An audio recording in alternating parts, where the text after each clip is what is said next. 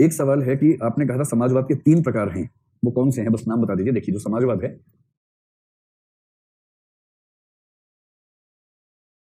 जो समाजवाद का पहला प्रकार है उसको बोलते हैं आरंभिक समाजवाद। इसी का दूसरा नाम है स्वप्नदर्शी समाजवाद। स्वप्नदर्शी समाजवाद जिस शब्द का अनुवाद है उसको बोलते हैं यूटोपियन सोशलिज्म। ठीक है, यूटोपियन। मुझे हल्का सा डाउट है कि इसमें आई आएगा या ई आएगा, चेक कर लीजिएगा। यूटोपियन सोशलिज्म, ठीक है। यूटोपियन सोशलिज्म के लोग वो थे जो मानते थे कि हृदय परिवर्तन से हम पूंजीपतियों से निवेदन करके चीजें ठीक कर सकते हैं। इसलिए मार्क्स ने इनको यूटोपियन सोशलिस्ट कहा। ये जो नाम दिया है मार्क्स ने दिया हुआ है। इसमें वही 3 लोग आते हैं जिनका जिक्र मैंने उस दिन आपसे किया था। एक का नाम था सेंट साइमन, एक का नाम था रॉबर्ट ओवन और एक का नाम था चार्ल्स फ्यूरिये। ठीक, इनके खिलाफ जो समाजवाद का दूसरा रूप पैदा हुआ, समाजवाद के दूसरे रूप का नाम है मार्क्सवाद। तो मार्क्सवाद क्या है? समाजवाद का ही एक प्रकार है।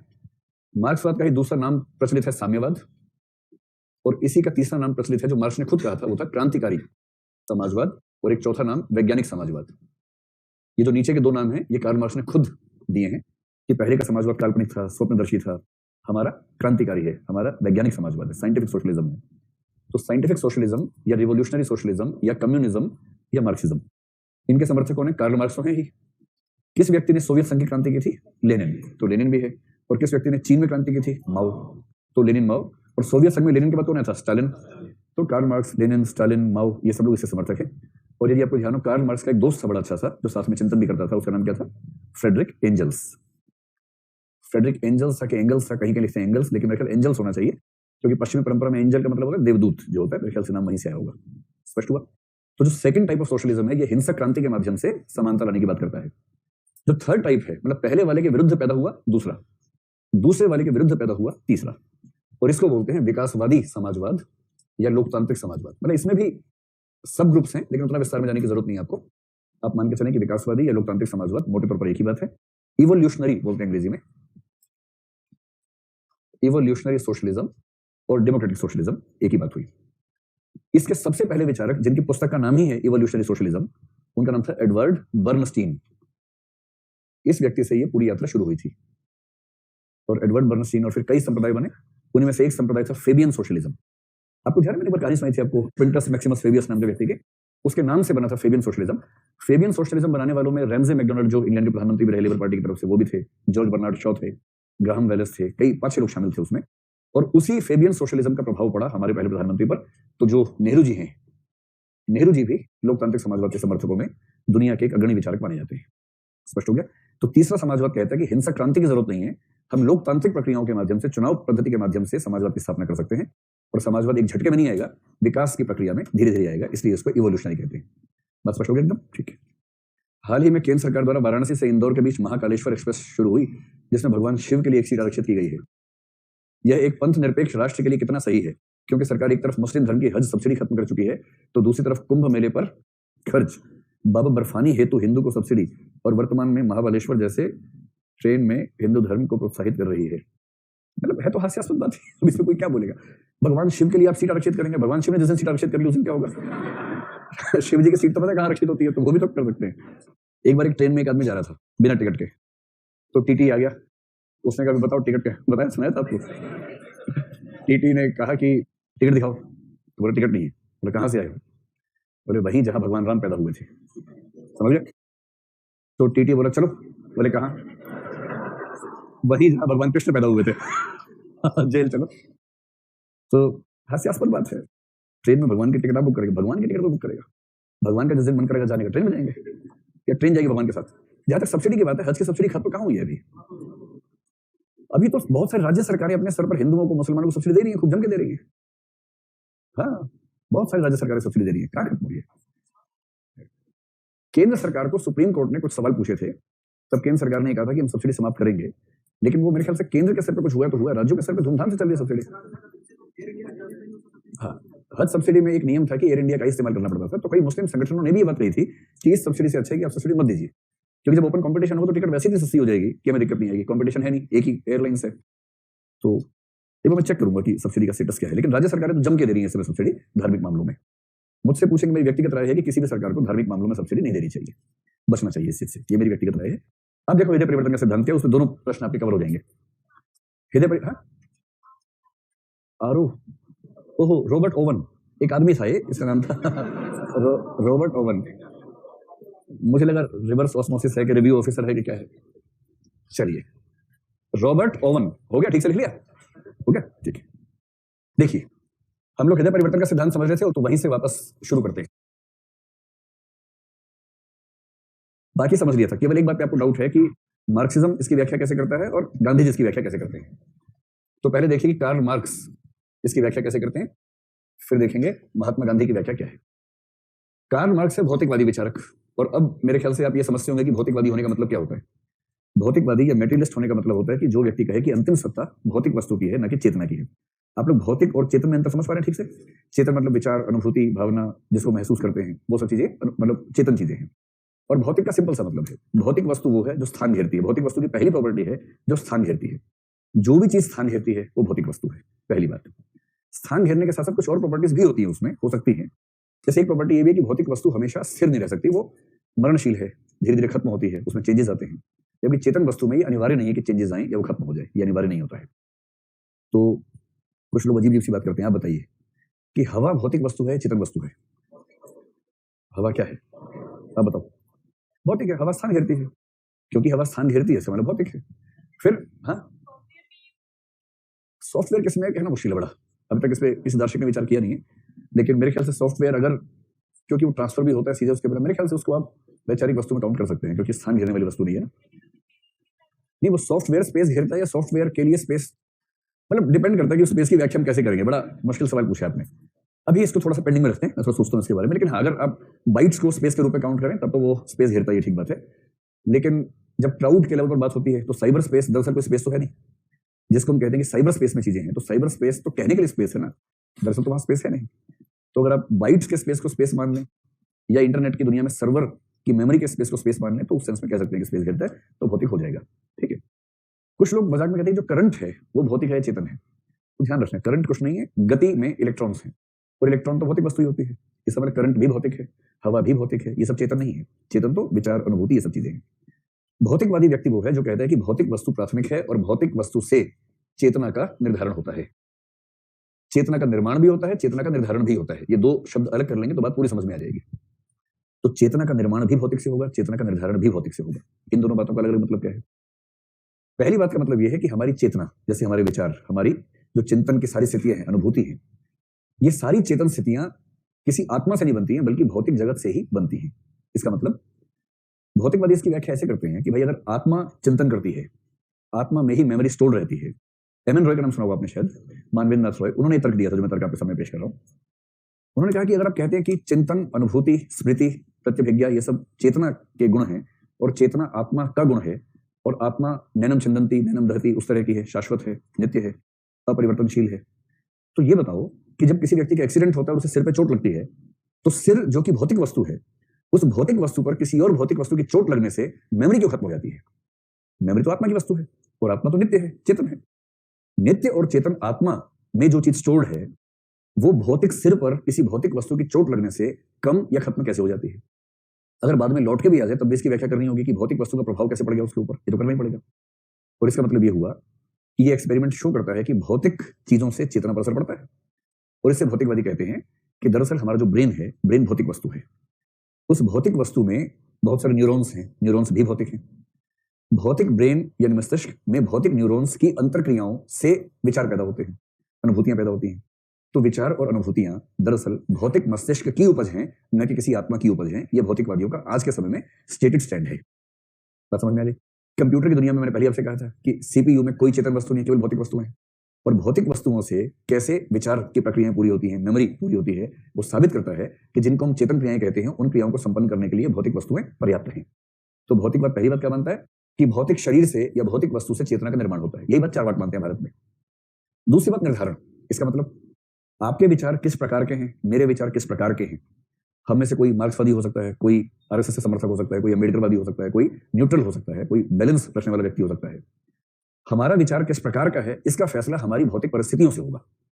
और हमारी भौतिक परिस्थिति में क्या क्या है? पहला, हमारी शारीरिक परिस्थिति, हमारा जो न्यूट्रिशन का लेवल है, हम कितना सोच पाते हैं, एक पक्ष ये भी है। मेरा आईक्यू लेवल मेरी भौतिक स्थितियों से पैदा होता है। आईक्यू लेवल बहुत अच्छा नहीं होगा तो मैं बहुत गहरे विचार सोच नहीं पाऊंगा। मैंने एक बार कहा था ना, रिसर्च हुई थी कि आईक्यू लेवल कम होने से व्यक्ति की रूढ़िवादी होने की संभावना बढ़ जाती है। ऐसे रिसर्च बहुत सारे हैं। तो मेरे विचार तय होते हैं मेरी भौतिक स्थितियों से, जिनमें एक स्थिति है मेरे मस्तिष्क की स्थिति, एक है मेरी आर्थिक स्थिति, एक है मैं कौन से माहौल में रहा। तो मैं जिस माहौल में रहा, जिन आर्थिक स्थितियों में रहा, उसकी वजह से मेरे विचार एक खास किस्म के बनेंगे। विचार कोई स्वतंत्र वस्तु नहीं है, विचार भौतिक परिस्थितियों से पैदा होने वाली वस्तु है। ये दोनों बातें कार्ल मार्क्स कहना चाह रहे हैं। अब आप ये बताएं, अगर भौतिक स्थितियों से मेरे विचारों का निर्धारण होता है, यहां इसकी बात चल रही है, इसकी बात नहीं चल रही ऊपर वाले की, तो पूंजीपति के विचार बने हैं पूंजीपति की भौतिक स्थितियों से कि वो उत्पादन के साधनों का मालिक है, प्रॉफिट उसे मिलता है। और मजदूर के विचार बनते हैं मजदूर की भौतिक स्थितियों से कि वो मेहनत करता है किंतु गरीब रह जाता है, सुविधाएं नहीं मिलती हैं।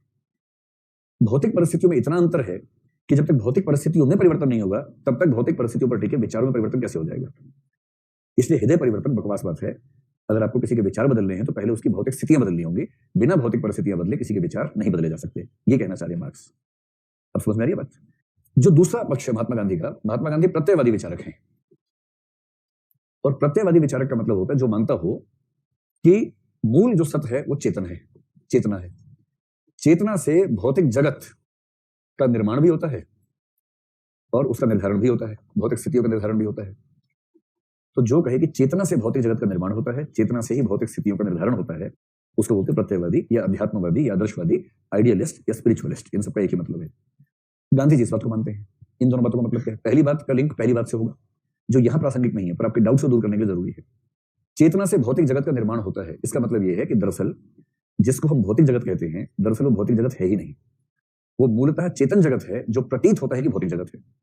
और इसका सिंपल एग्जांपल मैंने आपको हीगल के समय, शंकर के समय दिया था। बिल्कुल तुलना से बात समझेंगे तुरंत समझ में आ जाएगी। मैं जब सपना देखता हूं, उस सपने में बहुत सारे अन्य मनुष्य होते हैं, पशु पक्षी होते हैं, बिल्डिंग्स होती हैं, वस्तुएं होती हैं, और मैं उस समय उन सबको रियल समझ के बिहेव कर रहा होता हूं अपने सपने के अंदर। लेकिन जैसी नींद खुलती है मुझे समझ में आता है कि वो सब सपना था। तो सवाल है कि जब मैं सपना देख रहा था, सपने के अंदर आने वाला वाहन या वस्तु या शेर या चीता या भालू या इंसान या कुर्सी, वो भौतिक थे या विचार मात्र थे? विचार मात्र थे। और उस समय वो लग रहे थे कि रियल वस्तुएं हैं। इसका मतलब विचार किसी खास स्थिति में रियल वस्तु जैसे प्रतीत हो सकते हैं। कुछ नहीं करना है, एक लेवल बढ़ा देना है। ये दूसरा लेवल है हमारा। पहले लेवल पर सपना मैं देख रहा था, मेरे सपने के भीतर कई मनुष्य थे, वो एक दूसरे को रियल समझ रहे थे, मैं भी रियल समझ रहा था। मैं सपने के अंदर जो था वो वाला रियल समझ रहा था। ये उससे अगला स्तर है। यहां हम सपने के अंदर हैं किसी के, सपना कोई और देख रहा है। और जो सपना देख रहा है जब वो जागेगा तो वो समझ जाएगा कि सपना था, पर क्योंकि हम तो सपने के भीतर हैं, हम तो सपने के भीतर के मनुष्य हैं, मेज हैं, कुर्सी है, वस्तुएं हैं, हम ये बात नहीं समझ पाएंगे क्योंकि हम इस स्तर से बाहर निकलेंगे तो ये बात समझ में आएगी। और शंकर या हीगल के हिसाब से, स्पिनोजा के हिसाब से, जो व्यक्ति इस स्तर को पार कर पाता है, ट्रांसेंडेंटल लेवल पर चला जाता है, पारमार्थिक स्तर पर जाता है, वो समझ जाता है कि ये भी एक सपना था, किंतु ये सपना इंडिविजुअल ना होकर के कलेक्टिव सपना था। एक रात में खत्म नहीं होने वाला सपना है, एक जिंदगी में खत्म होने वाला सपना है, पर सपने की ड्यूरेशन कितनी भी लंबी हो, सपना तो सपना ही रहेगा। इसलिए जिसे आप भौतिक जगत कहते हैं वो दरअसल परम तत्व के चेतन जगत का विकार मात्र है, एक मूड मात्र है, उसकी एक अभिव्यक्ति मात्र है, उससे ज्यादा कुछ नहीं है। पर इस सच को समझने की क्षमता सामान्य मनुष्य में है नहीं। मैं नहीं कह रहा कि मुझ में है, आप में नहीं है, मुझ में तो रत्ती भर नहीं है, वो बहुत से लोगों में होती है। इस सत्य को समझने की क्षमता केवल उन लोगों में है जो मुमुक्षु हैं, सच्चे मुमुक्षु और मोक्ष प्राप्त करते हैं, उनको समझ में आता है। अब बात समझ में आ गई आपको? स्पष्ट एकदम पक्की बात। चलो फिर वो कह रहे हैं कि चेतना से भौतिक जगत का निर्धारण भी होता है। अब ये वाली बात यहां चाहिए हमें, पहली बात केवल समझाने के लिए बताई थी। इसका मतलब ये हुआ, आप सिंपल सा बताइए, पहले भारत आजाद हुआ या पहले भारत की आजादी का विचार पैदा हुआ? इसका मतलब विचार से आंदोलन, आंदोलन से आजादी। तो विचार भौतिक स्थितियों को निर्धारित करते हैं। ये बात कौन कह रहे हैं? महात्मा गांधी कह रहे हैं। फिर कार्ल मार्क्स मुस्कुरा के कह रहा है कि गांधी जी ये बताओ, पहले भारत पराधीन हुआ या पहले आजादी का विचार पैदा हुआ? पहले तो भारत पराधीन हुआ, पराधीनता की स्थितियों ने आजादी का विचार पैदा किया। आजादी का विचार हवा में तो आएगा नहीं, इसका मतलब भौतिक स्थितियों से ही विचार पैदा हुआ। फिर महात्मा गांधी कह रहे हैं, पहले भारत पराधीन हुआ या पहले आजादी का सम्मान करने का विचार लोग भूल गए थे? कुल मिला के दिमाग का दही हो जाएगा। और ये इस रात के सुबह नहीं टाइप का मामला है, डिबेट चलती जाएगी। कुल मिला के हमारी भौतिक स्थितियां हमारे विचारों को पैदा करती हैं, हमारे विचार हमारी भौतिक स्थितियों को पैदा करते हैं। तो सीधी सी बात है, 100 में से 99 व्यक्ति अपनी भौतिक स्थितियों के दास होते हैं। कोई गरीब पैदा हुआ और जिंदगी भर इस बुरी मतलब मनस्थिति के साथ कि मैं गरीब हूं, कुछ मिला नहीं, अब मैं क्या करूं, अब ये अब वो, दुखी रहेगा। पर उन्हें 100 में एक आध ठान लेगा कि मुझे चीजों को बदल के रख देना है। उसके अंदर विचार आ गया, मोटिवेशन आ गया, उत्साह बहुत ज्यादा है। उस मोटिवेशन की बदौलत उसने रात दिन पढ़ाई की और रात दिन पढ़ाई करके कुछ ऐसा मुकाम हासिल किया जैसे आईएएस किया। मैं एक ऐसे व्यक्ति भी जानता हूं, आज से करीब 15 साल पहले की बात है, 56वां रैंक आईएएस में आया और वो लड़का नई दिल्ली रेलवे स्टेशन पर कुली का काम करता था, कुली का काम। और जैसी काम से फुर्सत होती थी वहीं प्लेटफॉर्म पे पढ़ने लग जाता था। और पढ़ते पढ़ते बाद में वो आईएएस बना। तो जब उस समय 56 रैंक मतलब आईएएस होता था उस समय, तो आराम से बना। अभी क्या होता है, बीच में कुछ समय ऐसा नहीं था, तो आईएएस बना। और ऐसी एक ही तो कहानी नहीं है, ऐसी और भी कहानियां हैं जिन्होंने बहुत बुरी परिस्थितियों के बावजूद अपने विचारों की बदौलत अपनी भौतिक स्थितियों को बदल के रख दिया। ऐसी कहानी तो है। इसलिए इन प्रश्नों का अंतिम उत्तर किसी के पास नहीं है। दोनों विचारकों ने एक एक साइड चुन ली है। ये कह रहे हैं कि हमारी चेतना से हमारा भौतिक जगत बदलता है, अगर हम ठान लेंगे तो चेंज कर सकते हैं। और इसलिए पूंजीपति बुरा व्यक्ति नहीं है, आप पूंजीपति की चेतना को बदल दो। जैसी चेतना बदलेगी उसकी, वो अपनी बदली हुई चेतना के हिसाब से अपने भौतिक जगत की स्थितियों को बदल देगा। पूंजीपति को समझाओ कि जितना आप कमाते हैं उस पर सिर्फ आपका हक नहीं है, उस पर हक समाज का भी है, उस पर हक मजदूरों का भी है। और यदि आप ठीक से समझा देंगे, और वो कह रहे हैं कि प्रत्येक व्यक्ति के भीतर ईश्वर का अंश है, वो सोया हुआ है, उसको जगाने की जरूरत है। सही परिस्थितियां देंगे, उसके अंदर का ईश्वर जाग जाएगा, उसके अंदर का अच्छा पक्ष जाग जाएगा। और जब वो रियलाइज कर लेगा कि हाँ, जो मैं कमाता हूं उस पर सिर्फ मेरा हक नहीं है, तो वही व्यक्ति जो कल तक अपने मजदूरों के खिलाफ सोचता था, कल से वो मजदूरों को अपने परिवार का मेंबर समझ के उनके कल्याण में काम भी कर सकता है। उसे मौका तो दो। और इसलिए महात्मा गांधी कहते हैं कि हृदय परिवर्तन एकदम संभव है, और हृदय परिवर्तन से ही बड़े परिवर्तन होंगे, किसी और तरीके से बड़े परिवर्तन होंगे भी नहीं। अब कंसेप्ट साफ हो गया एकदम पूरी तरह से, साफ या सफा एकदम आ गया पक्का? ठीक। दोनों में कंफ्यूजन क्या है? अरे शौक है इनको कंफ्यूजन का, कोई खास बात थोड़ा ना है, छोटी सी बात थी बस।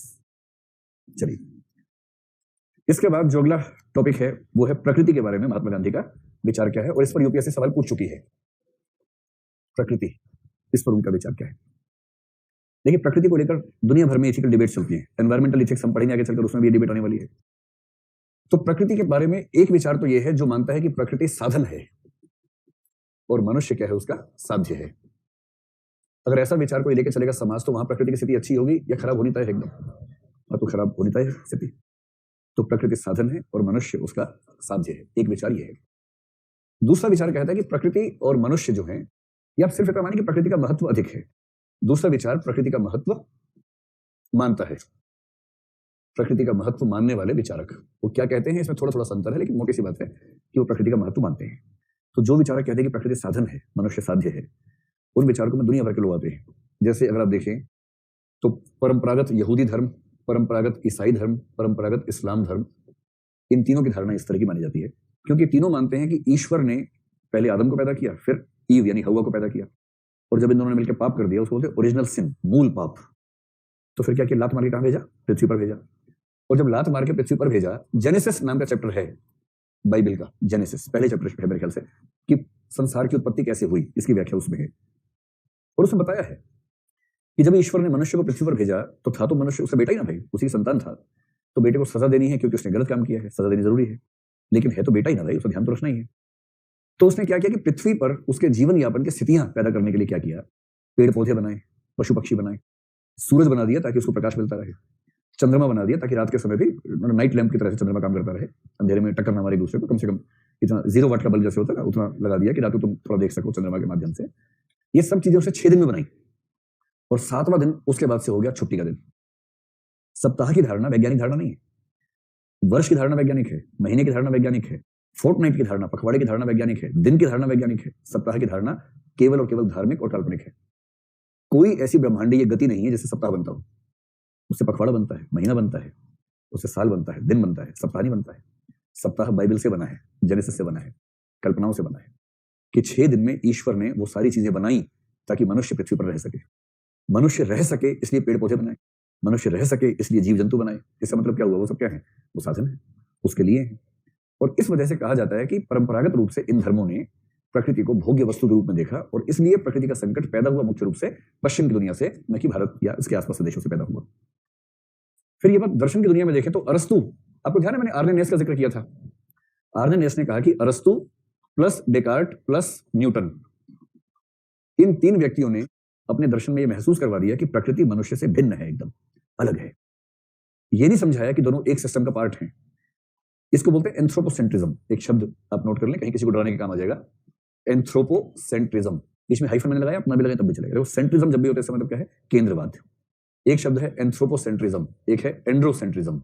आर्नेनेस के साथ एक और चिंतक है जिनका नाम है वॉल प्लमवुड, उन्होंने इन शब्दों का इस्तेमाल बड़ा अच्छा किया और कहा कि जब मनुष्य ने सोच लिया कि मनुष्य प्रकृति से ऊंचा है, यह विचार कहलाता है एंथ्रोपोसेंट्रिज्म। एंथ्रोपोलॉजी जानते क्या होती है?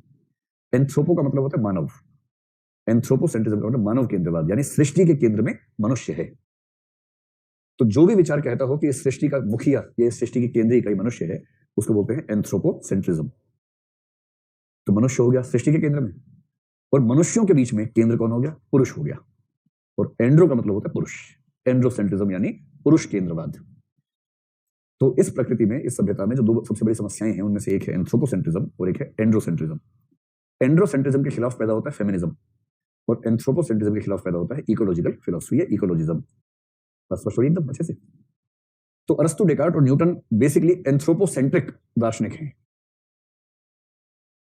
और इसलिए उन्होंने प्रकृति को मनुष्य के सामने हीन बना दिया। ये बात पश्चिमी दर्शन में खूब जम के कही जाती है। यही बात कार्ल मार्क्स ने कही है। मार्क्स तो प्रकृति को लेकर इतना क्रूर है, हालांकि मार्क्सवादी उसका एक रेफरेंस लेके बचाने का प्रयास करते हैं, किंतु सच बात यह है कि मार्क्स को बचाना मुश्किल है इस मामले में।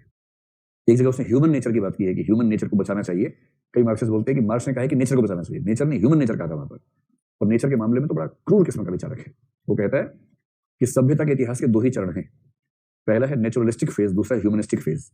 जब तक प्रकृति मनुष्य को कंट्रोल करती है तब तक प्रकृतिवादी चरण है, और जिस दिन मनुष्य प्रकृति को कंट्रोल कर लेता है उस दिन से ह्यूमनिस्ट फेज शुरू होता है, जो कि अच्छा फेज है। यानी मार्क्स कहता है कि प्रकृति को कंट्रोल करना है पूरी तरह से। लगभग यही बात कही है अस्तित्ववाद के सबसे प्रसिद्ध दार्शनिक सार्त्र ने। तो पशुओं को महत्वहीन मानता है कि पशुओं को कोई महत्व नहीं है। उसने कहा कि सार केवल मनुष्य में है, पशुओं में अपना सार तय करने की शक्ति नहीं है, पशु वस्तुएं हैं, और इसलिए जैसे वस्तुएं इस्तेमाल की जाती हैं ऐसे पशुओं का इस्तेमाल करना नैतिक रूप से एकदम ठीक है। यानी पश्चिम की लगभग पूरी परंपरा में ऐसे लोग बहुतायत में हैं जो प्रकृति को वस्तु की तरह ट्रीट करते हैं, भोग्य वस्तु मानते हैं। इसके विपरीत कुछ लोग ऐसे हुए जो प्रकृति को महत्व देते हैं। अगर आप वेस्ट की दुनिया में जानना चाहें कि ऐसे कौन लोग हुए, तो उनमें एक व्यक्ति का नाम है ब्रूनो और एक व्यक्ति का नाम है स्पिनोजा। इनका नाम सुना आपने कभी? ब्रूनो वही जिसको जिंदा जला दिया गया था। इसने कहा था, अच्छा एक बात और समझें आप, इससे बात और स्पष्ट हो जाएगी। मैंने आपसे कहा था कुछ कंसेप्ट होता है जो मानता है कि ईश्वर ये है और जगत ये है। कुछ लोग मानते हैं कि ईश्वर और जगत का संबंध ऐसा है कि जगत ईश्वर के भीतर है, उसका हिस्सा है। ये तीन चित्र मैंने दिन बनाए थे, आपको ध्यान होगा। पहले में दोनों गोले अलग अलग हैं, ठीक है। दूसरे में गोले में गोला है, तीसरे में गोले पे गोला है, यानी एक ही गोला दिख रहा है लेकिन है वो दो। जो तीसरा विचार है वो विचार है ब्रूनो और स्पिनोजा का, और इसका मतलब जगत और ईश्वर एक ही बात है। जो व्यक्ति कहेगा कि जगत और ईश्वर एक ही बात है, वो प्रकृति का अपमान करेगा या प्रकृति को ईश्वर मान के पूजेगा, उसको ईश्वर मानेगा। इस विचार को बोलते हैं सर्वेश्वरवाद, पैंथीज्म। ये दोनों विचारक पैंथीज्म में विश्वास करने वाले विचारक हैं, और इसका मतलब पूरा जगत ही ईश्वर है, ईश्वर ही जगत है, इन दोनों में कोई भिन्नता नहीं है। जगत के कण कण में ईश्वर है, प्रकृति के कण कण में ईश्वर है, प्रकृति ईश्वर ही है, ये मानते हैं। और पश्चिम में ऐसे बहुत कम लोग हुए हैं, इसलिए रेयर लोग हैं। और इसलिए ईसाइयत ने जो हल किया ब्रूनो का, तो किसी को जिंदा जला देना सड़क पर खड़ा करके, चौराहे पर खड़ा करके, इसका मतलब पारंपरिक धर्म इस बात को नहीं मानता है। अगर आप पूछें किसी परंपरागत यहूदी, ईसाई, मुसलमान से, सेमिटिक धर्म को मानने वाले से कि भैया ईश्वर और जगत में क्या संबंध है, उनका सिंपल सा तर्क है कि ईश्वर, जैसे इस्लाम कहता है ईश्वर अपनी जात में अकेला है। जात का मतलब यहां होता है प्रकृति, कैटेगरी, जात नहीं, कास्ट नहीं, जात, यानी कि जो कैटेगरी है उसमें। जो खुदा है अपनी जात में अकेला है, यानी खुदा के जैसा कोई हो ही नहीं सकता है। ना बंदा खुदा के बराबर है, ना जगत खुदा के बराबर है। जगत खुदा की निर्मित है, खुदा ने बनाया है, किंतु खुदा के सामने जगत एकदम अपवित्र है। और यदि कोई कहता है कि जगत ही खुदा है, तो ये अपने आप में एक धार्मिक अपराध के बराबर है, कुफ्र के बराबर है। ठीक यही बात परंपरागत ईसाइयत मानती है, ठीक यही बात यहूदी मानते हैं कि जगत ईश्वर नहीं है, ईश्वर ने जगत बनाया है। फिर एक डिबेट आपको ध्यान कराता हूं, अगर ईश्वर ने जगत बनाया तो कैसे बनाया? इससे तीन उत्तर हो सकते हैं। एक हो सकता है कि मधुमक्खी की तरह बनाया, एक मकड़ी की तरह बनाया। मकड़ी क्या करती है कि जिस चीज को बनाती है उसका कच्चा माल अपने अंदर से निकालती है, और मधुमक्खी जो चीज बनाती है उसका कच्चा माल कहीं और से लेके आती है। अगर ईश्वर ने मकड़ी की तरह जगत बनाया होगा तो इस मतलब जगत को बनाने वाले तत्व भी ईश्वर से ही निकले होंगे, जिसका व्यवहारिक मतलब यह हुआ कि जगत के कण कण में ईश्वर को मानना ही पड़ेगा आपको। फिर ईश्वर को, जगत को अपवित्र कैसे मान सकते हैं? फिर जगत पवित्र हो जाएगा। इसका एक ही तरीका बचता है कि आप मानने कि ईश्वर ने जगत को बनाया है किंतु कच्चा माल कहीं और से लिया था। अगर आपने ये मान लिया कि कच्चा माल कहीं और से लिया था, तो आपको मानना पड़ेगा कि ईश्वर से पहले से कुछ और मौजूद था, और इसका मतलब कम से कम वो कच्चा माल ईश्वर पर निर्भर नहीं है, कम से कम कुछ ऐसा है जो ईश्वर ने पैदा नहीं किया है। और यदि ऐसा कुछ भी है तो ईश्वर सीमित हो जाएगा, और ईश्वर सीमित होना नहीं चाहिए। ये ऐसी दुविधा है ईश्वरवादियों के सामने कि यदि मान ले कि जगत का कच्चा माल कहीं और से आया था तो ईश्वर छोटा हो जाएगा। यदि कहा कि कच्चा माल ईश्वर ने खुद निकाला है तो जगत के कण कण में, गंदे नाले में ईश्वर को मानना पड़ेगा उसके बाद। इसका समाधान यहूदी, ईसाई, इस्लाम धर्मों ने ऐसा निकाला, कमाल का निकाला है। वो समाधान क्या है? ईश्वर ने जगत को बनाया है। तो लोग कह रहे हाँ कैसे बनाया, तो कैसे बनाया? ऐसे कि वैसे? नहीं, ना ऐसे ना वैसे। ईश्वर ने जगत को बनाया है, किस चीज से बनाया है? कुछ नहीं से बनाया है। कुछ नहीं, एक्स निहिलियो एक शब्द है। ईश्वर ने जगत को एक्स निहिलियो से बनाया है। लोगों ने कहा क्या मतलब उससे? बोले ईश्वर ने जगत को कुछ नहीं से बनाया है। तो लोगों ने कहा वो कुछ नहीं था कहाँ? बोले जब ही कुछ नहीं तो था कहाँ? कुछ नहीं कहीं होता ही नहीं है, अभाव से बनाया है। ईश्वर ने जगत को शून्य से बनाया है। लोगों ने कहा कुछ तो दिमाग की बात करो भाई, कारण से जो कार्य पैदा होगा उसकी प्रकृति वैसे ही होगी, अभाव से तो अभाव ही पैदा होगा, शून्य से शून्य ही पैदा होगा, शून्य से जगत कैसे पैदा हो जाएगा? इतने के बाद उनका भी जवाब वही होता है, यही तो लीला है। लेकिन ईश्वर ने जगत को कुछ नहीं से बनाया। किसी पक्के ईसाई मुसलमान यहूदी से पूछिए, जो दाढ़ी वाला हो, उससे पूछिए, जो ज्ञानी आदमी हो, कि ईश्वर ने जगत कैसे बनाया, बोलेगा एक्स निहिलियो, शून्य। और इसीलिए एक फिल्म आई थी रॉकस्टार, जिसमें एक सूफी गीत था, अगर आपने उसकी पंक्तियों पर गौर किया हो तो पंक्ति क्या है? जब कहीं भी कुछ नहीं भी नहीं था, कुछ भी नहीं था नहीं बोल रहा है, कुछ नहीं भी नहीं था। ये कुछ नहीं क्या है? एक्स निहिलियो है। कुछ नहीं भी नहीं था, वही था वही था वही था वही था। तो कुछ नहीं से भी पहले ईश्वर था, ईश्वर के बाद कुछ नहीं पैदा हुआ। आप पूछें कहां से पैदा हुआ? अबे जब भाई कुछ नहीं तो कहां से क्या पैदा हुआ? कुछ नहीं पैदा हुआ और कुछ नहीं से जगत बनाया। तो इससे क्या होता है? किसी को गधा बनाने के लिए बहुत सही सूत्र है कि जगत को ईश्वर ने कुछ नहीं से बनाया है। मैंने कहा ना, सारे बाबाओं का संकट ये है कि आखिरी सवाल के सामने सब टैं बोल जाते हैं। जब टैं बोल जाते हैं तो लीला, कुछ नहीं, एक्स निहिलियो, शून्य, ये सब बकवास करते लगते हैं। है बकवास, शुद्ध बकवास है। कोई बाबा परेशान करे, मुझसे मिलवाना उनको, मैं 4 सवाल, मैं आपको 4 सवाल लिख के दूंगा, पूछ लेना उनसे बस। उसके बाद सारे दुनिया के दर्शन जो हैं कुल मिला के गप्पों के सुंदर संग्रह हैं और कुछ नहीं है। सुंदर सुंदर गप्पें इकट्ठी की गई हैं, इतना ही उसका सार है। इसलिए इस चक्कर में नहीं पड़ना भूल के भी, ये सब बेकार बातें हैं, कुछ कमंडल में नहीं रखा हुआ है। जो है इसी जगत में यही है, आप उसी का आस्वादन करें और जीवन जिए। सनातन धर्म दरअसल एक दर्शन नहीं है, उसमें तो 6 दर्शन है ना, सबकी अलग धारणा है। अब उसको मैं उसी प्यारे थोड़ी देर में 4 भाग का मतलब है, 4 भाग क्या? मुर्गा, बकरा, अरे मोर मोर मोर, ये दिल मांगे मोर, मोर नहीं है तो ये दिल मांगे कबूतर, कबूतर ले आओ कम से कम। 4 भाग का तो ये, उससे ज्यादा मतलब है नहीं इन सब बातों से। इस मामले में जो भारतीय परंपरा के बाकी धर्म है वो क्या कहते हैं, देखिए, इसमें जो उपनिषदों का विचार है, वेदांत का विचार, मोटे तौर पर वेदांत कोई भी हो, उन सब का विचार जो है वो बड़े गोले में छोटे गोले वाला है। बड़े गोले में छोटे गोले को तकनीकी नाम आप मत लिखिए, इसमें जरूरत नहीं है, इसको दर्शन की दुनिया में बोलते हैं, 2 नाम होते हैं। अंग्रेजी में पेनेंथीज्म कहते हैं, पेनेंथीज्म, और हिंदी में ऐसा नाम है कि सुनते 3 लोग बेहोश हो गए थे एक बार। इसका एक नाम हिंदी में है निमित्तोपादानेश्वरवाद, और दूसरा नाम है आंतरातीतेश्वरवाद।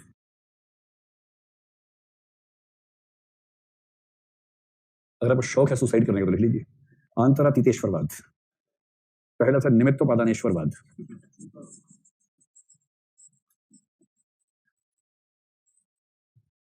मेरी बात मानो, छोड़ दो, कुछ नहीं धरा इन चीजों में, कुछ नहीं इन चीजों में कुछ नहीं रखा है ना। आप तो लिखो पेनेंथीज्म, वो ज्यादा आराम से याद हो जाएगा। लिखो कि इसको पेनेंथीज्म, वो पेनथीज्म था ना, तो बस पेन के बाद ई एन और लगा दो। ये है पेनथीज्म, सब कुछ ईश्वर है। ये एनथीज्म, सब कुछ ईश्वर में है, सब कुछ ईश्वर में है, और वो सब कुछ ईश्वर है। इसका मतलब क्या हुआ? ईश्वर बड़ा गोला है, जगत छोटा गोला है। तो जगत तो ईश्वर है ही, ईश्वर जगत के बियॉन्ड भी है, इसलिए ईश्वर जगत से बड़ा है, विराट है। इसीलिए जगत को कहते हैं ब्रह्मांड, कि वो ब्रह्मा का अंडा है। इसीलिए आप लोग हंसते हो बार बार, सच में इसलिए ब्रह्मांड नाम इसलिए पड़ा है कि ब्रह्मा का अंडा है, अंडा दिया है ब्रह्मा ने, उस अंडे को इतनी सीरियस बात कह रहा हूं, बस लिख के बताना परीक्षा में कि जगत ब्रह्मा का अंडा है। पता लगा शाकाहारी परीक्षक को और कहेगी मैं अंडे के अंदर हूं, तब कैसे काम चलेगा? चलिए ठीक है भाई, वो सनातन वाला ये वाला विचार है, मूल रूप से इसी विचार को मानते हैं। सनातन के जो 6 दर्शन है मोटे तौर पर इसके आसपास के विचार मानते हैं। एक जैन दर्शन है, जैन दर्शन इस मामले में बहुत आगे बढ़ा हुआ है। जैन दर्शन तो भौतिक वस्तु में भी चेतना को मानता है, भौतिक वस्तु में भी चेतना मानता है, और इसलिए प्रकृति के प्रति गहरी अहिंसा का भाव उसके अंदर है। देखो, जैन जैसा अहिंसक प्राणी कोई नहीं मिलेगा। बाकी धर्म ये कह सकते हैं कि पत्थर से गाय को मत मारो, हिंदू लोग गाय को मत मारो, सूअर को मार लो, मारो उसको। कुछ लोग और आगे बढ़ेंगे, बोलेंगे पत्थर से न गाय को मारो, न सूअर को मारो, न बकरे को मारो, न बकरी को मारो, न मुर्गे को मारो, न चूहे को मारो, किसी को मत मारो। पर इस दुनिया में एक ही धर्म है जो यहां तक बढ़ के बोलता है कि पत्थर से पत्थर को भी मत मारो, क्योंकि पत्थर में भी आत्मा है। और जब पत्थर से दूसरे पत्थर को मारते हैं, उसमें आत्मा बहुत अस्फुट रूप में है, बहुत सीमित मात्रा में है चेतना, किंतु वहां भी चेतना है। वो चेतना व्यक्त नहीं होगी, रोएगी नहीं, आवाज होने की नहीं आएगी वहां पर, लेकिन अनावश्यक रूप से किसी पत्थर को भी क्यों परेशान करते हो? तो जो दर्शन इस लेवल पे जाके बात करता हो, वो पशु पक्षियों के लिए किस स्तर पे बात करेगा? अहिंसा की बात करेगा। इस्लाम में एक परंपरा हुई सूफी परंपरा। सूफी परंपरा लगभग वो सब बातें मानती है जो बातें उपनिषद के लोग मानते हैं, और उन्होंने मतलब आप कह सकते हैं कि सर्वेश्वरवाद या पेनेंथीज्म वाली बात को लोग मान लिया। इसका मतलब जगत के कण कण में ईश्वर को देखा, जगत में ईश्वर की अभिव्यक्ति देखी हर वस्तु में, और जैसे ही आप जगत में ईश्वर देखने लगेंगे, आपको जगत से, प्रकृति से प्रेम हो जाएगा, नफरत होनी बंद हो जाएगी। तो ये वो वाली परंपरा है जो परंपरा प्रकृति को खूब महत्व देती है। और इसी परंपरा में एक और विचारक लाठी लेके आया है, उसका नाम है महात्मा गांधी। यहां तो बस स्पष्ट हो गया आप लोगों को। मतलब प्रकृति को लेकर दुनिया भर में विचारकों में क्या मतभेद है, स्पष्ट हो गया। अब इस कंटेक्स्ट में ये सब निबंध में खूब काम आएगा, आपके टेक्स्ट में तो आ जाएगा। निबंध कभी प्रकृति पर आए तो इन सब का इस्तेमाल करके आइएगा। हाँ भाई बोलो। हाँ, मुझे नहीं पता कि इन दोनों में अंतर क्या है, लेकिन सूफियों ने आमतौर पर जगत में ईश्वर की अभिव्यक्ति को देखा है। ये बात सूफियों में कॉमन मानी जाती है। सूफी दर्शन जिससे प्रभावित हुआ, एक व्यक्ति हुआ प्लेटो की मौत के 500 साल बाद, उसका नाम था प्लोटिनस। प्लोटिनस का दर्शन पहुंचा अरब देशों में, और ऐसा माना जाता है कि प्लोटिनस से पहले सिकंदर भारत से लौट चुका था। प्लेटो में हल्का फुल्का आपको अध्यात्म दिखेगा, पर प्लोटिनस का दर्शन पहली बार ऐसा है जो लगभग ये वाला दर्शन है। कुछ लोग मानते हैं कि भारत से जब ग्रीस कुछ लोग गए तो भारत का उपनिषद चिंतन लेके चले गए, उसका प्रभाव वहां पड़ा, प्लोटिनस पे पड़ा। प्लोटिनस की परंपरा के लोग, जिनको नियो प्लेटोनिज्म कहते हैं, वो लोग जब अरब कंट्रीज में गए तो उनका प्रभाव अरब देशों के कुछ मुसलमानों पर पड़ा, वो सूफी हुए उस मोहब्बत में। इसलिए सूफी दर्शन बहुत क्लोज है उपनिषद दर्शन के। अब प्रकृति को आप ईश्वर की अभिव्यक्ति माने या ईश्वर की प्रतीति माने, ये सब दर्शन बारीक अंतर होते हैं। मुझे नहीं पता कि सूफियों में कौन सा सेक्ट इस मामले में क्या कहता है, पर ये अंडरस्टूड है कि सूफी लोग प्रकृति को ईश्वर की अभिव्यक्ति के रूप में देखते हैं, उसका सम्मान करते हैं। और इस्लाम में वही एक धारा है जो प्रकृति को लेकर इतने सम्मान के भाव में। हाँ, लाइबनिज कहते हैं पश्चिम में लाइबनिज भी ऐसी बात कहता है कि चेतना हर कण कण में, हर जगह है। बर्कले भी कहता है, अरविंद के दर्शन में भी है कि चेतना की मात्रा बढ़ती जाती है किंतु चेतना सब में रहती है। चलिए, आप मुझे पहली बात बताएं कि प्रकृति को लेकर जनरल अंडरस्टैंडिंग बन गई कि दुनिया में लोग क्या क्या कहते हैं। अब आइए महात्मा गांधी पर, कि महात्मा गांधी का प्रकृति को लेकर क्या पर्सपेक्टिव है।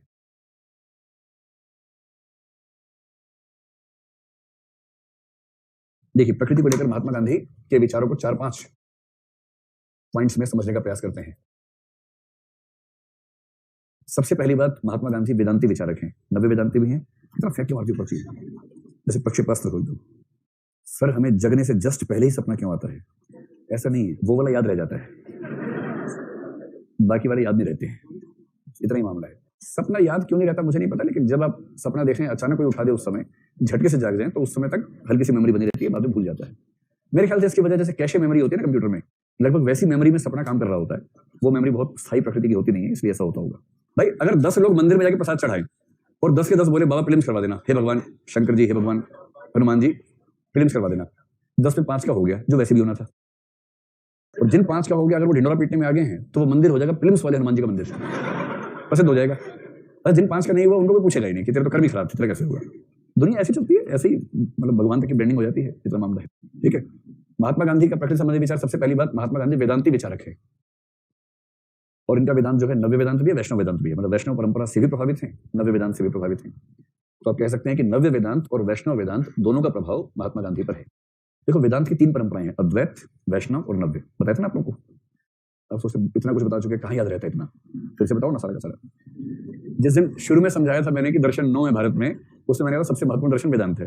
वेदांत की 3 शाखाएं हैं, एक अद्वैत वेदांत है जिसमें शंकराचार्य आते हैं, वैष्णव वेदांत में रामानुज, वल्लभाचार्य है ना, चैतन्य महाप्रभु हैं, और कौन से हैं, निम्बार्काचार्य हैं, मध्वाचार्य हैं, ये सब लोग वैष्णव वेदांत में हैं। और नव्य वेदांत है जो 19th 20th सेंचुरी में, जैसे विवेकानंद, महात्मा गांधी, अरविंद, राधा कृष्णन, ये सब थोड़ा बहुत मात्रा में, तिलक को भी आप चाहें तो मान लें, ये सब उसमें आते हैं। ठीक है, इन 3 परंपराओं में से एक परंपरा है जो जगत को मिथ्या मानती है, वो अद्वैत वेदांत है। अद्वैत वेदांत शंकराचार्य कहते हैं कि जगत मिथ्या है। ध्यान रखना, मिथ्या का मतलब झूठ नहीं होता है। शंकर कहते हैं कि जगत मिथ्या है, और मिथ्या का मतलब है जो न सत हो और न असत हो, वो मिथ्या होता है। सत है केवल परम तत्व, जिसे कभी खारिज कर ही नहीं सकते। जिसका अनुभव कभी नहीं होता वो असत है, जिसका अनुभव कभी खारिज नहीं हो सकता वो सत है। ऐसी हर वस्तु जिसका एक समय में अनुभव हो और एक समय के बाद साबित हो कि वो झूठ था, वो न सत है न असत है, वो मिथ्या है। जैसे सपने में आपने जो देखा वो मिथ्या है, क्योंकि जब आप सपने में थे वो सच लग रहा था, सपने से निकलते ही पता लगा झूठ था। तो जो एक समय तक सच लगे, एक समय के बाद झूठ साबित हो, वो मिथ्या होता है। इसी प्रकार से जगत भी मिथ्या है। हमें सच लगता है हमेशा, और हम में से जो इस स्तर को पार कर लेगा वो समझ जाएगा कि ये झूठ है। तो जगत मिथ्या है। अगर जगत मिथ्या है तो प्रकृति सत्य है या मिथ्या है? प्रकृति मिथ्या है। और इसलिए कहते हैं कि अद्वैत वेदांत प्रकृति का अपमान करने वाला दर्शन है। वो प्रकृति को पारमार्थिक रूप से सच नहीं मानता है। प्रकृति प्रतीत होती है, प्रकृति दरअसल सच नहीं है। इसलिए जो दर्शन प्रकृति को सच ही नहीं मानेगा वो प्रकृति की केयर कैसे करेगा? ये तो है। लेकिन वैष्णव वेदांत मानता है कि प्रकृति ईश्वर का अंश है। नव्य वेदांत मानता है कि प्रकृति ईश्वर की अभिव्यक्ति है। और इसलिए जो व्यक्ति नव्य वेदांत और वैष्णव वेदांत को मानता हो उसके लिए प्रकृति ईश्वर की अभिव्यक्ति है। और इनका सबसे प्रसिद्ध जिस औपनिषदिक सूत्र की व्याख्या की ईशोपनिषद से, वो कौन सा था? ईशावास्यमिदं सर्वम। गांधी जी को जब भी शुरू करना हो यहीं से शुरू कर दीजिए सीधा। ईशावास्यमिदं सर्वम का सिंपल मतलब क्या हुआ कि गोले में गोला है। बड़े गोले का नाम बताओ गुप्ता जी। बड़ा गोला, अच्छा ईश्वर, मुझे लगा बड़े गोले का नाम बड़ा गोला। और छोटा गोला जगत है या प्रकृति कह लीजिए, जगत यानी प्रकृति कह लीजिए। तो बड़ा गोला है ईश्वर, छोटा गोला है जगत या प्रकृति, यानी ईश्वर में जगत है। ईशावास्यमिदं सर्वम, हर चीज ईश्वर की ही अभिव्यक्ति है। इसका व्यवहारिक मतलब यह हुआ कि जगत में जो कुछ भी हम देख रहे हैं वो सब ईश्वर ही है। आप सब भी ईश्वर हैं, ये मेज भी ईश्वर है, ये हंसी भी ईश्वर की हंसी है, ये जो आवाज है ईश्वर की अभिव्यक्ति है।